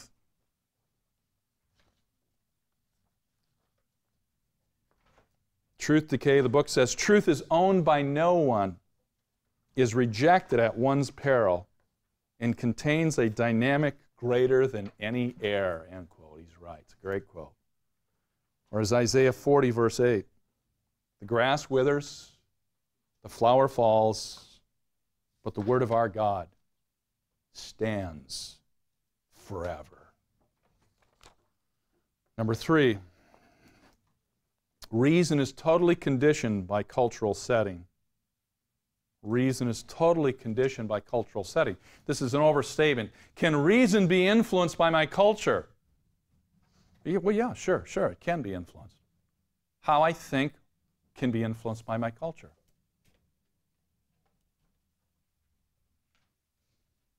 I was doing a Korean wedding. I've done 3 Korean weddings. And in Korean culture, this is true largely across the board for Asian culture. It's very true for Korean culture. When I got to the portion where I'm going to do a sermon, the sermon part of the ceremony, I said to the audience, I said, I understand in Korean culture it's unacceptable for a Korean pastor to publicly talk about sex. I understand that. But I'm not Korean. So I'm going to talk about sex today. And my translator is like, oh. He's scared to death. He's got to translate this thing. He is just petrified. So how we think about things, and that's a humorous, little story, how we think about a simple thing like, should we talk about sex publicly? That I've been influenced, or the culture has influenced me. At least if I'm Korean, if I'm Caucasian, it's influenced me too. Although I'm influenced more than just my culture, I think it's a relevant topic to talk about. And so a lot of my Korean friends have me into their churches to talk about sexuality. I was at Sarang Community Church, and the high school pastor had me in. He gave me my topic, homosexuality, pornography, and one other topic it was. But it was at least those 2. Maybe I'll think of the third one. He came in and he says, I want you to talk about these. And I'm like, you're living dangerous, bro.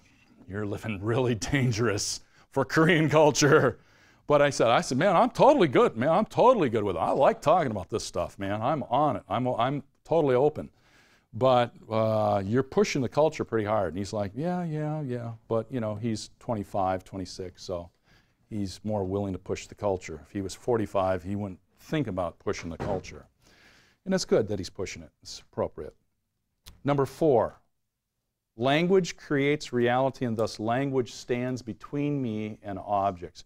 I can't really get to that object because in describing this particular thing, I have to use language to talk about or describe this thing.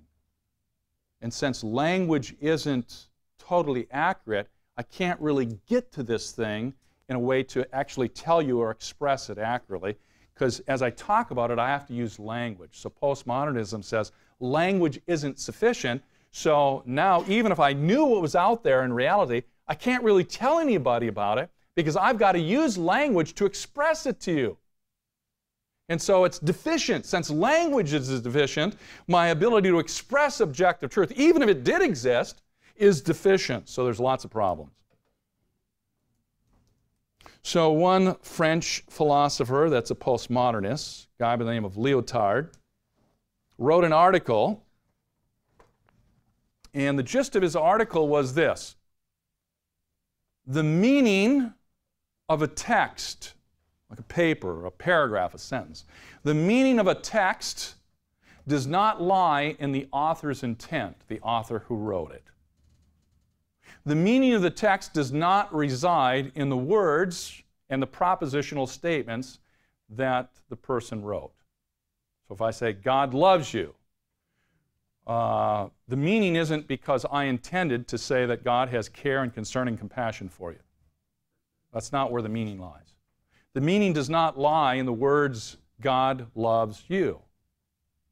Meaning resides solely, exclusively, he said, in the reader's interpretation.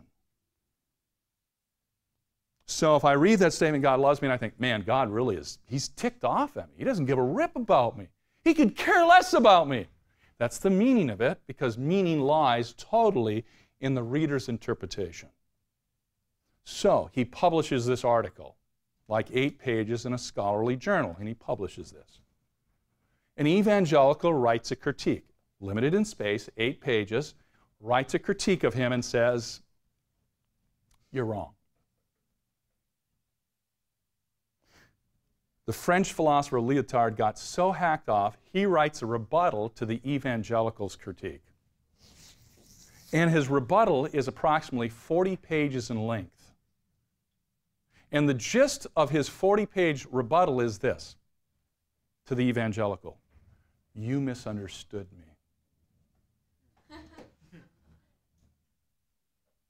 It's not possible to misunderstand you, because meaning doesn't lie in your intention. Meaning doesn't lie in the words that you've written and used. Meaning lies totally in the reader's interpretation. That's exactly what the evangelical did. He interpreted it by him as a reader. And Lyotard said, you misunderstood me. And I'm like, oh, absolute insanity. You know what the popular definition of insanity is? Doing the same thing over and over again and expecting different results. That's insanity. This guy's practicing insanity. He says one thing and he believes the exact opposite. Or he says he believes one thing and then he completely contradicts himself. This is insanity. Number 5, postmodernists are against dichotomous thinking of true, false, right, wrong, either, or. So they're going to have a big problem with a modernist, a baby boomer, because my brain thinks in categories of true, false, right, wrong. But the postmodernist says, man, you're screwed up, John. 6, there's no meta-narrative, since they claim to tell us what story is really true to reality. Jean-François Lyotard says this, French deconstructionist philosopher: simplifying to the extreme, I define postmodernism as incredulity toward meta-narratives, end quote. Incredulity is, it's unbelievable. It's unacceptable.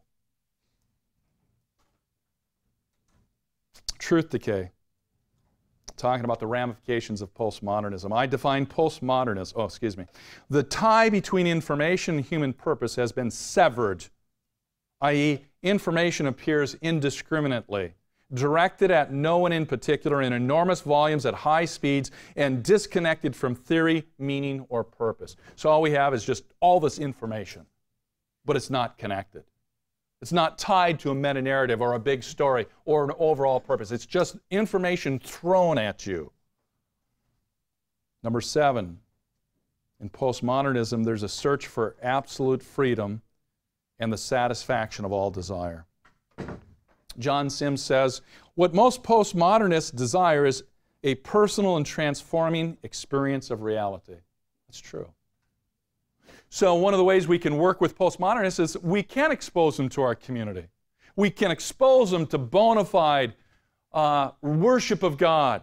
We can expose them to great connected community if it exists. We can expose them to the living God who still speaks and works in culture and history today. We can expose them to those things because they're open to experience. Experience doesn't mean it's true, but we can give them the experience maybe to open up their ears and eyes to consider the gospel. Book Generating Hope, the author says, in this murky postmodern world, Generation X, confused, marginalized, and torn, wants more than anything else to be loved and to feel hope. Xers desperately need to experience God's love. Critique of postmodernism. Number 1.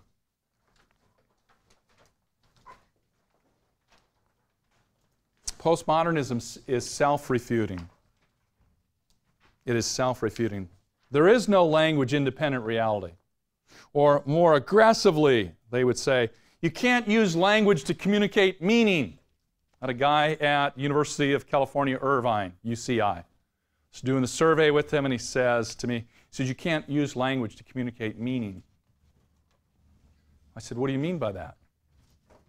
He said, well, you can't use propositional statements to get anybody to understand what you're trying to say. I said, I don't understand what you're trying to tell me. Did this for 2 minutes with him. Oh, golly. And finally, he gets frustrated with me. I'm developing in his life a little bit of discontent or cognitive dissonance. And he finally says to me, he says, I know what you're doing. I said, what am I doing? And why are you getting frustrated? Given your worldview, why are you getting frustrated? You have no logical basis for being frustrated with me. I'm just living in your world. And you're getting angry with me, which shows me you don't believe your worldview. You don't believe it.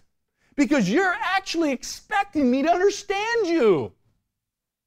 But that's not a reasonable expectation if you don't think you can communicate anything via language.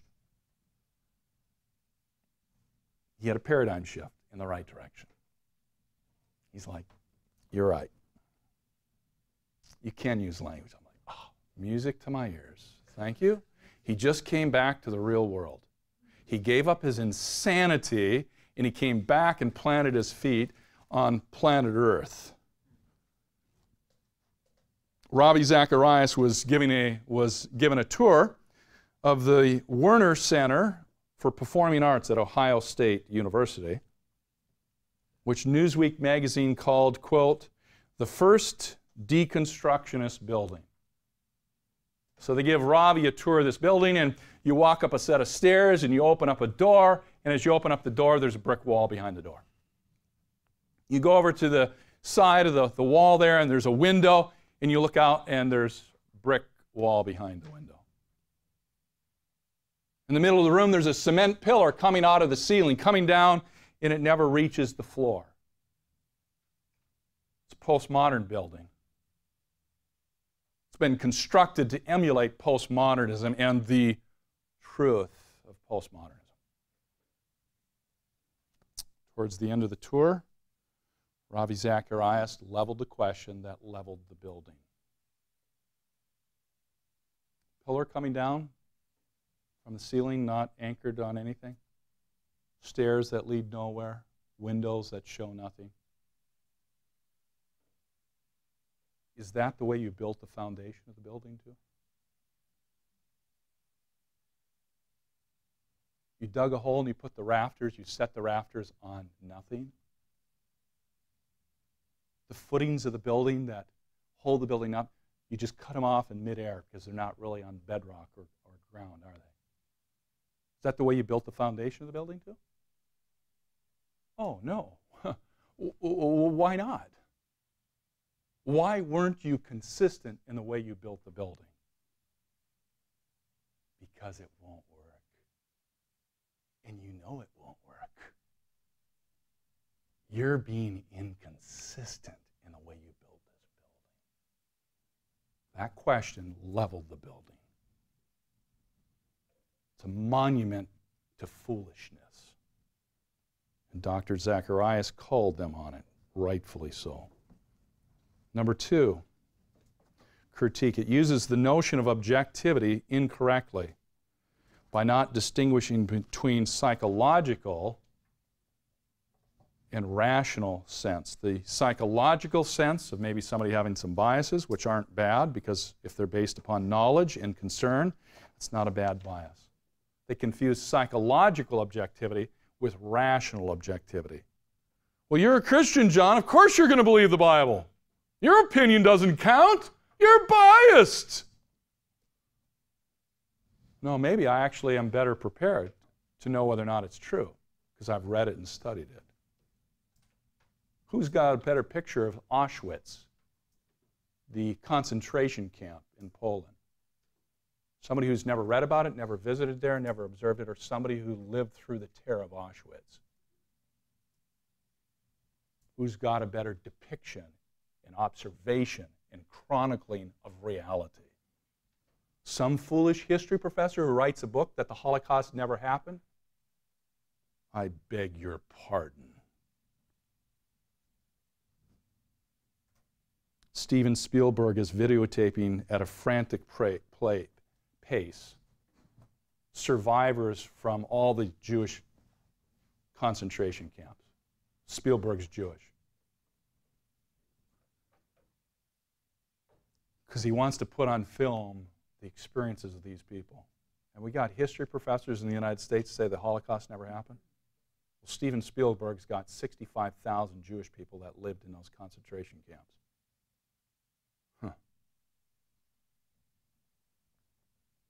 But these postmodern professors have the audacity to say it never happened. Oh, baby. They need a dose of reality. Third, postmodernism replaces authority and knowledge with power and rhetorical manipulation. Instead of an appeal to knowledge or truth or reality, it's rhetorical manipulation. Bill Clinton is the poster boy for this, baby. His little fiasco when he was president of the United States and having sex with his interns, or at least one of them, Monica Lewinsky, and asked him, "Did you have sex with her?" "I never had sex with her." But Bill Clinton manipulated the English language. Oh yeah, he didn't have sexual intercourse, but he had oral sex in the Oval Office. That ain't sex, Bill? Oh no, that's not sex. That's just kind of sex. Power and rhetorical manipulation. We get this in the political scene all the time. We don't get a straight answer.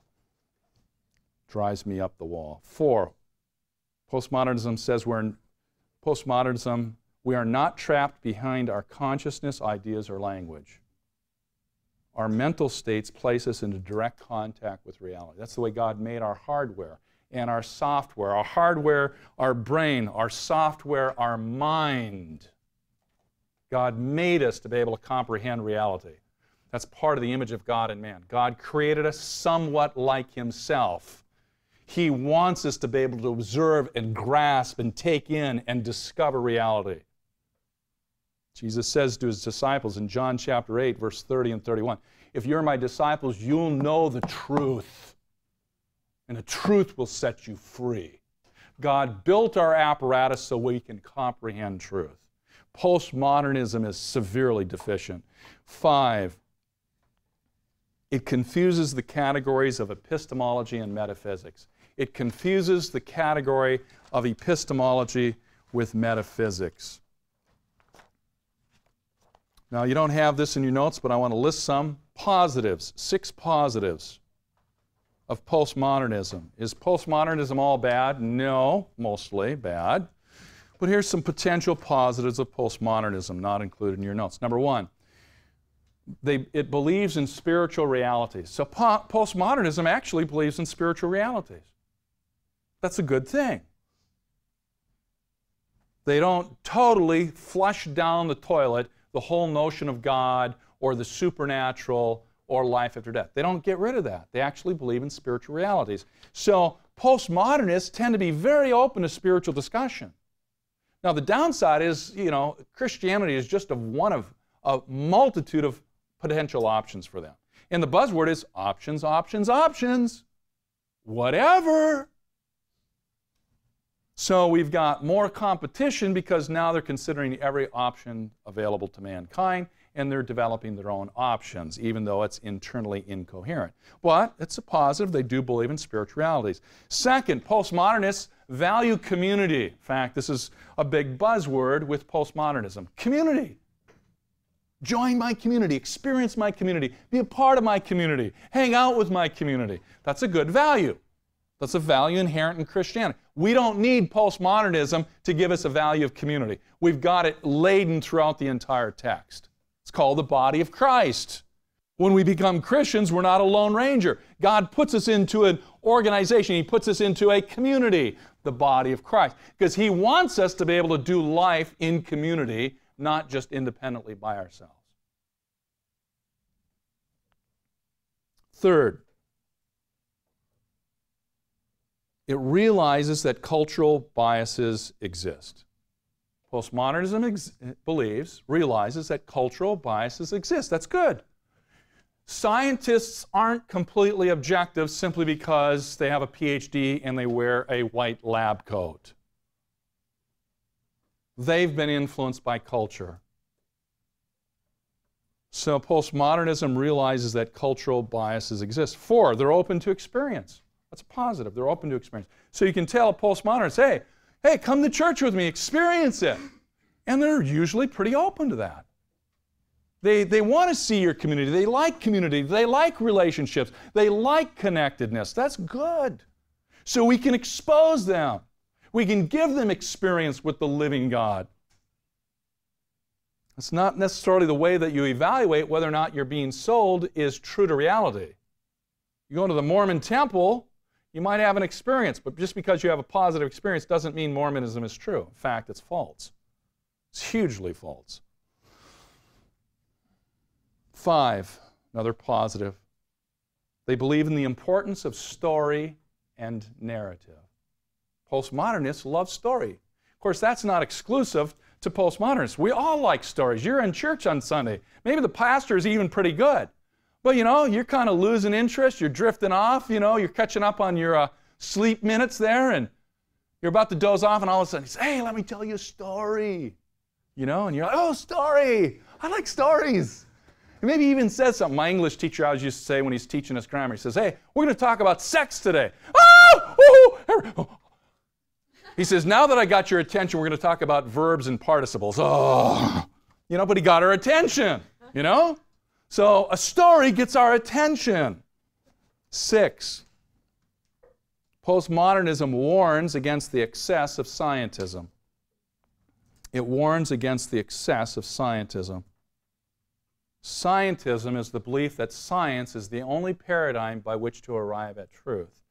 And that's not true.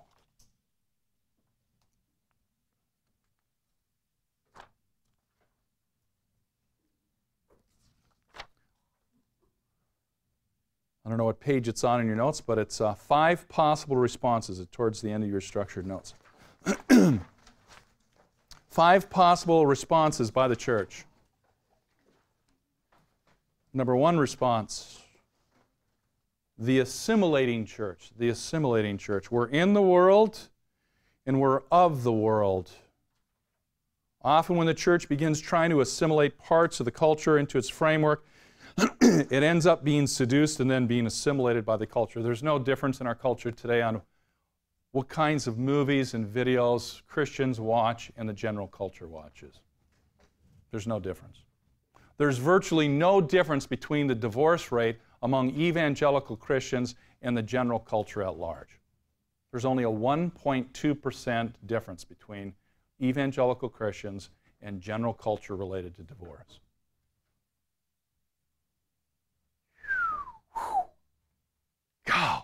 Ouch, that hurts.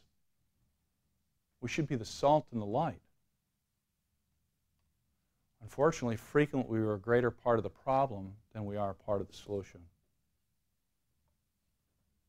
A good chunk of my non-Christian friends have greater sexual purity in their life than some of my Christian brothers that I mentor.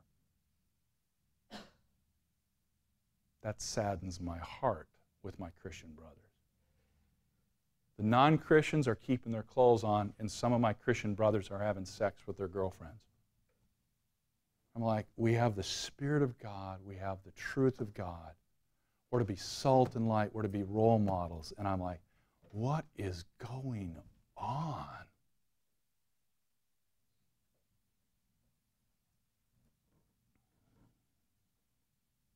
Two, the protecting church. The protecting church. We're not of the world, and we're not in the world. The protecting church, a good illustration of this, would be the fighting fundamentalists of the 1920s and onward. The 1920s, evangelical Christians, not known as evangelicals then, the term evangelical actually was coined by Billy Graham. But prior to that, you and I as believers were known as fundamentalists because we believed in God, believed in the Bible, believed in Jesus, believed in the resurrection, believed in the need for personal conversion. And the fundamentalists in the 1920s bailed out of culture. Culture is too dirty. I can't be involved in it.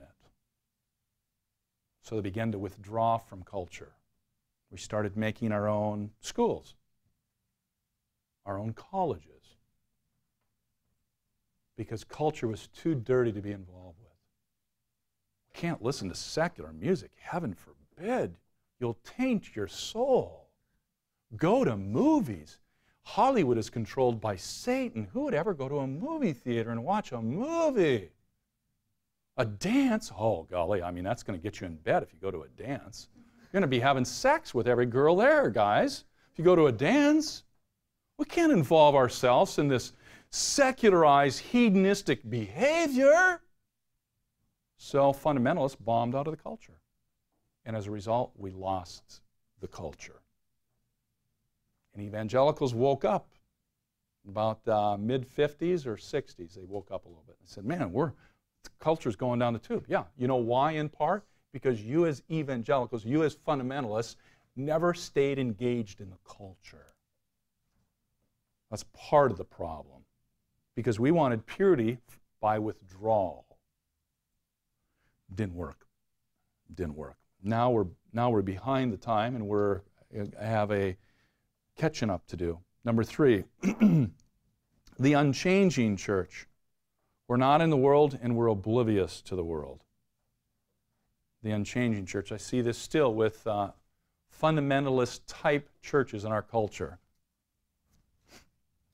They want to do their own thing and they don't want to engage the culture.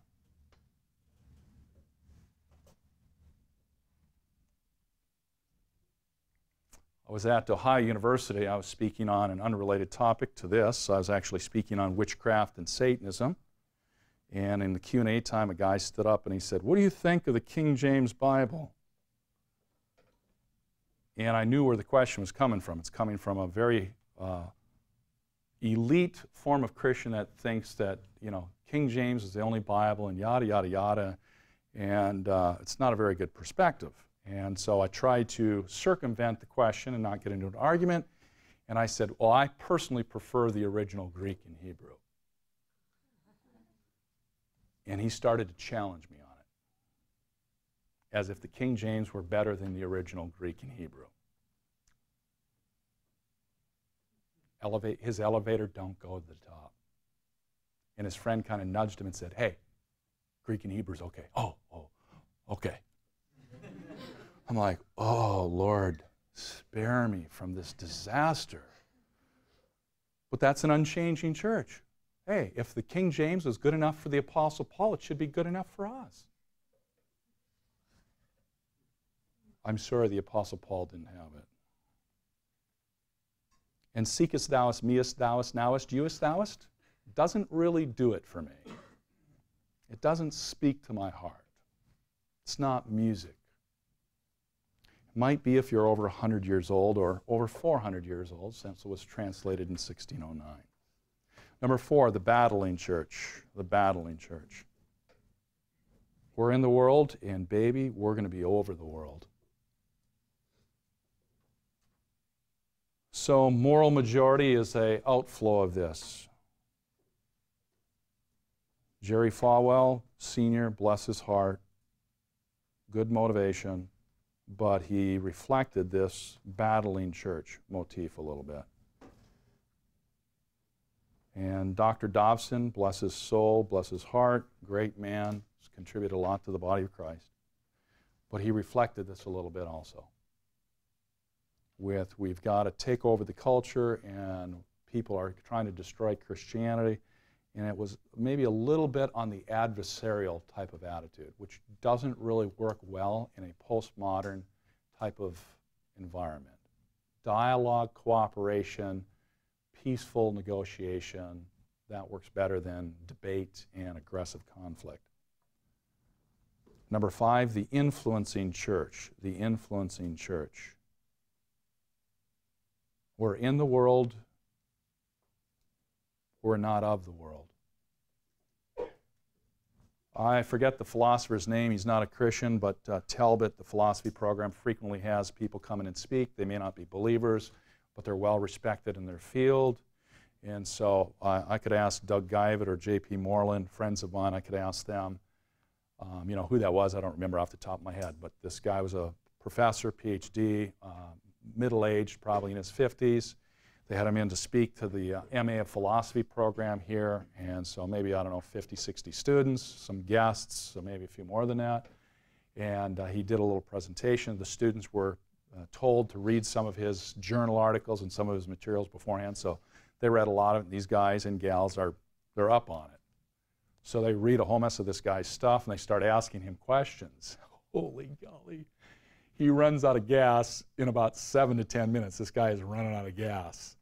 And JP rescues the professor because he's getting into a lot of trouble and he's running out of answers. And JP wants to, you know, not make him overly embarrassed, so JP kind of steps in and kind of rescues the guy and says, you know, hey, thank you for your questions. You know, we're going to have an informal gathering. We're going to close off the questions now, and he rescues this guy from certain death.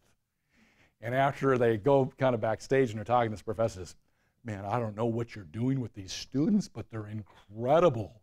He's like, holy man, what are you doing with this program here? These guys, men and women, are highly influential in their thought process. There's one of the guys, I don't remember his name. I could find out again, but I don't remember it. He was sitting in the airport. I don't know if it was LAX, but he's sitting in an airport, a professor from Washington someplace, physics professor. They kind of bumped into each other and they start talking, and the MA philosophy student starts asking her questions, philosophical questions about particle physics. And she gets to the end of her roadway to her knowledge base extremely rapidly, because nobody in any of these disciplines have thought 3 minutes about philosophy, about their discipline. Math professors, they've never thought philosophically about it. Chemistry, biology, physics, calculus, they've never thought about their profession from a philosophical standpoint.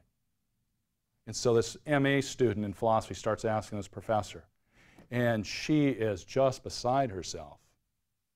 And she calls down here and talks, I don't know if it was Guyvett or J.P. Moreland, she's like, I don't know what you're doing down there, but these students are incredible. Another professor, not a believer, from, I think, Oregon State, called up the department here and said, I am so impressed with your students. You can send any of your students to Oregon State, and I guarantee we will accept them into the PhD program in philosophy. They are unbelievable. This professor bumped into an MA philosophy student from Talbot at a conference. They had a conversation, and this professor is having to run pretty fast to try to keep up with this guy who's just an MA philosophy student. The influencing church. God wants you and I to integrate things so that we can actually influence the culture. So we pack our brains with 30 Bible credits. But if you don't know how to defend your faith, you got lots of knowledge, but you may not be able to communicate it to the culture. God wants you to be a critical thinker. He doesn't want you to be a critical person. He wants you to be a critical thinker. He wants you to be a warm and gentle and sensitive and loving and gracious and kind Christian, reflecting the fruit of the Spirit. I was interacting with one of my friends back in Madison, Wisconsin. We stayed up all night a couple of years ago when I was at his brother-in-law's house, and he was over visiting me, and we got into the conversation, and we literally talked through the night until about 6 a.m. in the morning. Just had a great time. And I asked him, actually, he was financially invested in my ministry. I'm supported, almost all of my finances come from people that freely contribute to my ministry. Biola and my income here supplies about 20% of what I need to survive. So 80% is from people giving me donations for the last 34 years. So he was investing in my ministry, and I asked him, I said, Scott, I want to ask you to invest based upon 3 factors. Your ability to give. He was making $300,000, so he's got a little bit of ability to give. My need and the influence I've had on your life. He said, well, if it's based upon your influence on my life, I might have to give you an awful lot of money. I said, well, that's okay with me. You can do that. That's acceptable. And he looks at me, he smiles, he says, I can outthink him, I can outreason him, I can outdebate him, I can outmaneuver him. He said, I'm 15 years ahead of my colleagues. And he said, the reason is because you've taught me how to think well. He said, I'm way ahead of the game. It would be a good idea if you could get way ahead of the game with your culture. It's going to take some effort. It's going to take some thinking.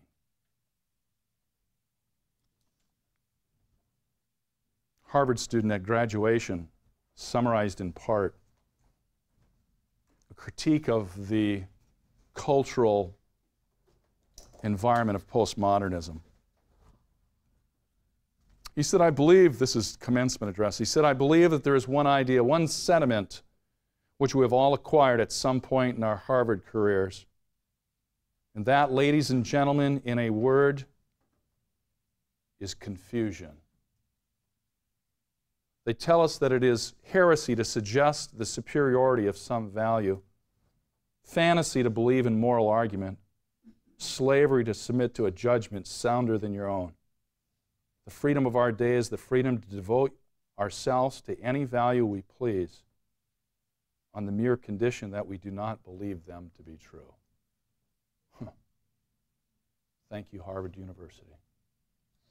Influencing our country and the world for greater destruction at a more rapid pace. Quote from Finding Common Ground. The crucial job for us is finding common ground between the Christian and secular worlds, 2 vast continents that are rapidly drifting apart. I've got some other content, it's not in your notes, but I want to mention. This is kind of an evaluation in part of current culture. 3 major themes that tend to drive our culture today. So this is not just postmodernism, this is current American culture, maybe Western culture. These are actually 3 ideas from John Mark Reynolds, Dr. Reynolds. And number 1, life is about entertainment, and thus about us. Life is about entertainment, and thus about us. Does God exist for your benefit? Or do you exist for God's benefit? Or does God exist for your personal glory? Or do you exist for God's glory? Our culture sometimes thinks that God exists for our glory. That's anathema. I'm deeply thankful that I get to serve Jesus Christ. That's a great privilege. That's a great privilege. Howard Hendricks from Dallas Seminary says, "My only regret in life is that I only have one life to live for Jesus Christ." It's a great comment.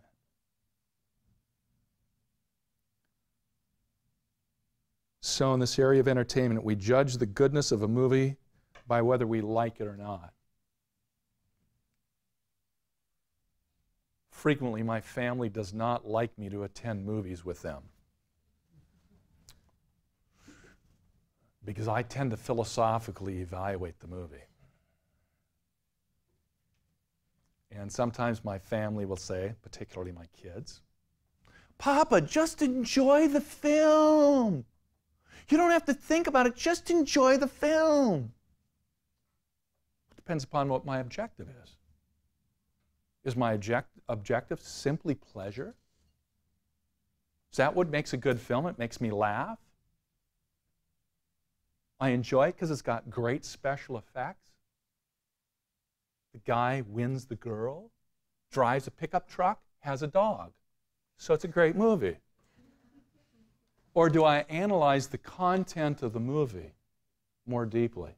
Do I pick out the values that are good and I say, "Oh, man, it's a great value. It's not even a Christian film. It's not written or directed or produced by a believer, but these are some great ethics in this film. This is incredible." When I see those things, I want to rejoice in those things that are portrayed in those movies.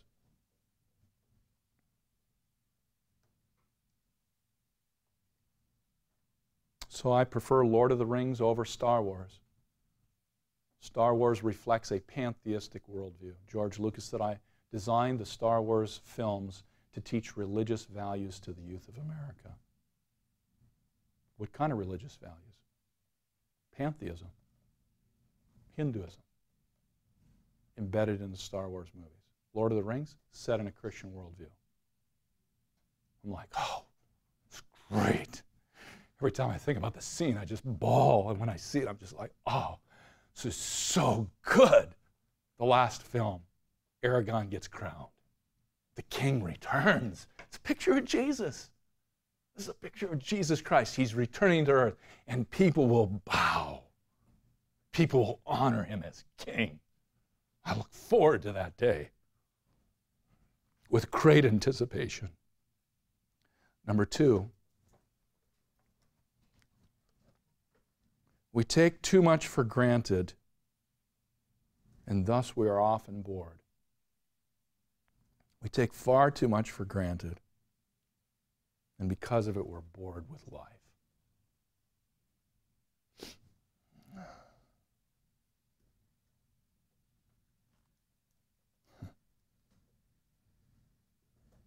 It's crazy, I know, but frequently when I go to bed, almost every night when I go to bed, I take my chapstick and I put chapstick on my lips.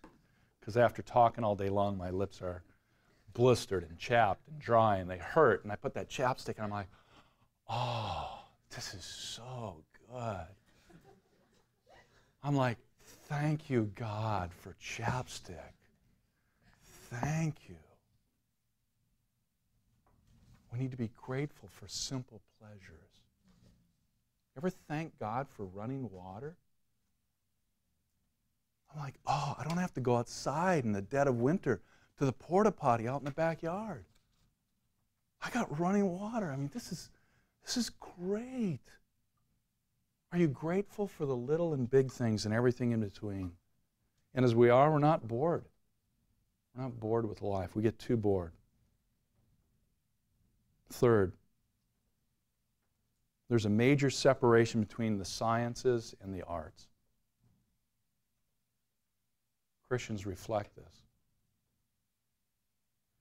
And I'm part of the problem at times. I don't have as deep of appreciation of the arts as I should have, partly because I don't know enough about them. Science is important, but so are the arts. And in our culture, maybe the arts might be more persuasive than the sciences. Because today, people like stories. They like pictures. That's why movies are so influential in our culture today. It's a piece of art. Anybody see the film Courageous? I just saw it again the second time. Man, I cried and cried and cried. Holy man alive. That was powerful for me. The values that were reflected.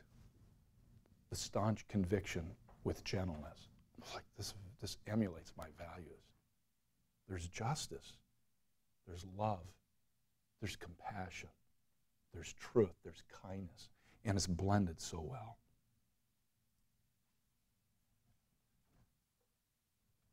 The most gripping scene emotionally for me is when the father's daughter, 8-year-old daughter, passes away in a car accident.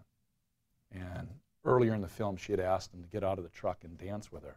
He's playing music and she's dancing. She's like, Dad, come out and dance with me. And she's dancing. And he's like, no, sweetheart, I'll just watch you. And she dies and he's thinking about this. So he goes back to that place, puts on that same music, plays the music. And he gets out of the truck. And he starts like he's dancing with this little girl. And I'm just bawling. I'm like, oh, man, my heart hurts. This is so gripping. The father missed an opportunity, and now he's trying to regain it. Life is more than about entertainment. It's about influencing our culture. And part of that influence, a lot of it can be done through not just science, maybe more powerfully through the arts. I was taking a worldview survey at the University of Redlands. And it's the assignment you're going to do for assignment 2, 3, and 4. And we got down to questions related to truth. This guy Kurt said, well, I don't think there's any objective truth. Everything's relative. And every opportunity, every time I tried to kind of push him intellectually on it, he didn't budge. And I finally decided I was no longer going to try propositional content. I was going to try behavior. So I got off my chair. I walked over to his desk and I began to unplug the computer. And then I lifted up the computer and I started walking out of his room with his computer. And he said, you can't do that. I said, no, actually, it's not too heavy. I've been working out pretty well lately. And I said, I'm okay. It's not heavy. I can do it. He's like, oh, you can't do that. So what do you mean I can't do it? Sure, I can. I said, there's 2 of me. There's my friend and I. And you're only one person. So it's 2 against 1. And in a relative world, might makes right. I can do it, and you can't stop me. He says, you can't do that. He said, I'll call the police. Now, why would you call the police unless you thought what I was doing is wrong? My practical expression broke through to his non-reality. Reality started crashing in on his world as I started walking out of his room with his computer. He no longer wanted to live in his relativistic postmodern world. He wanted to have something different. Here's some other values in our culture today. I wouldn't necessarily label them postmodern.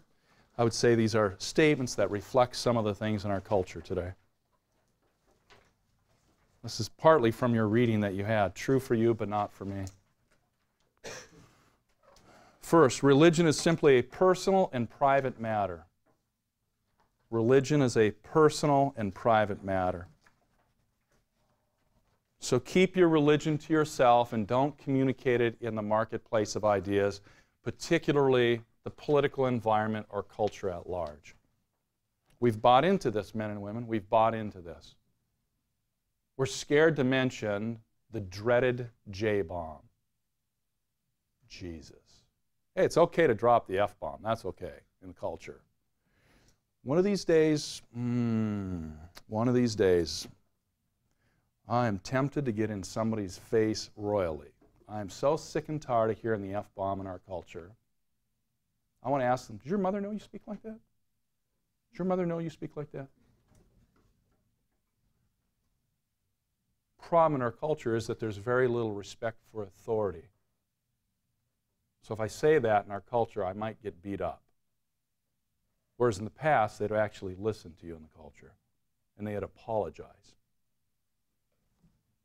It's one of the things I appreciate my Asian brothers and sisters about Asian culture. There's still respect intact in the Asian culture. I like that. I like that. The culture at large, there is very little. Another value in our culture. Women should have the freedom to keep or abort their pregnancy.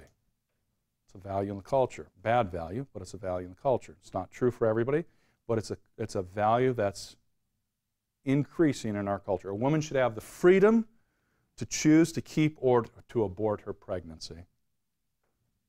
Or here's another value. Being exclusive is arrogant and intolerant. Being exclusive. Saying there's only one way to heaven. There's only one right answer. There's only one God. Being exclusive is arrogant and intolerant. No, it's not. It could be truthful and honest. If you got cancer and you're dying of cancer, to lie to you is not very nice. That's not the loving and kind thing to do. Another value. Each individual should decide their own sexual expression and involvement. Each individual should decide their own sexual expression and involvement. The only boundary on that in our culture today is pedophilia. Not allowed to have sex with children. But that may change also. Not for the better, of course. That would be another detriment in our culture. Another value. All views are equally valid. Every view is equally valid. Well, John, you're entitled to your opinion, but I'm entitled to my opinion. And all of our views are equally valid. We get this in the Christian world in a number of ways. We get this related to the Bible at times. We'll get into a discussion and somebody says, well, that's not what the Bible says. Or I've had people, not Biola students, thank the good Lord, not Biola students, had a student at Cerritos College. And he was involved in the cult International Church of Christ. And we were discussing about water baptism. And I mentioned the Acts chapter 10 passage with Cornelius. And he says, that's not what it says. I said, have you ever read it? No. Do you know Greek? No. Do you have a master's in theology? No. Have you ever read the whole Bible? No. But you're wrong, John. Well, it is possible that I'm wrong. But he has an awful lot of arrogance and a lack of knowledge to base his statement or his claim. That I'm wrong and he's right. He's never even read it before. I've dissected it a ton of times in the Greek and diagrammed it out and studied every word in the passage and read it about 50,000 times. And so sometimes in a culture, we think everybody's opinion about the Bible has equal weight. I don't think so. We need to give preference to our men and women, professors, not just me. I'm not making a plea for me. We need to give them respect, and we need to listen to them because they've done their homework. And not all people's opinions are equally valid in the Christian community. And I get this. It's not communicated directly. It's communicated indirectly. They don't even know the value that they're espousing. But we'll get into discussion. Well, that's not what my friend George says it means. Well, gee whiz, what does George know? Where did George go to college?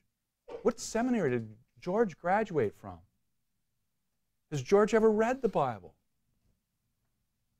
Give credibility where credibility is deserved. But our culture says all views are equally valid. It's just not true.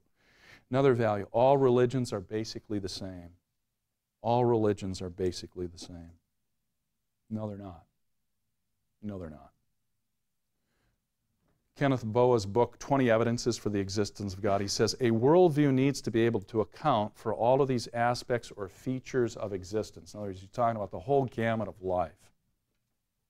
A worldview needs to account for all of these features. Biblical Christianity does. Postmodernism doesn't. Modernism doesn't. Christianity has some things in common with modernism. Their view of truth and language and reality and knowing reality. But modernism has presented problems for Christianity. So has postmodernism. And there's going to be new challenges on the horizon. What those challenges are, I don't know. But you and I need to be ready to face those challenges. Like a quote from Martin Luther, we'll close with this. Martin Luther said, "What does it mean to be faithful to Christ?" Martin Luther said very wisely, "It means that you stand strongest where Christ is being challenged the most." That's being faithful to Christ. Wherever the truth of the gospel, the truth of the scriptures, the truth of Christianity, the truth of Jesus Christ being challenged the most, we need to stand the strongest. And not just with guns and baseball bats. No. We need to stand with truth and with love. We need to love the people that oppose our viewpoint. We need to love them. And in that context, we need to challenge them to rethink their perspectives. We need to think about how we can initiate paradigm shifts in their life so that we can influence the culture. We don't want to just talk to ourselves. We want to influence the culture. Biola University offers a variety of biblically centered degree programs, ranging from business to ministry to the arts and sciences. Visit biola.edu to find out how Biola could make a difference in your life.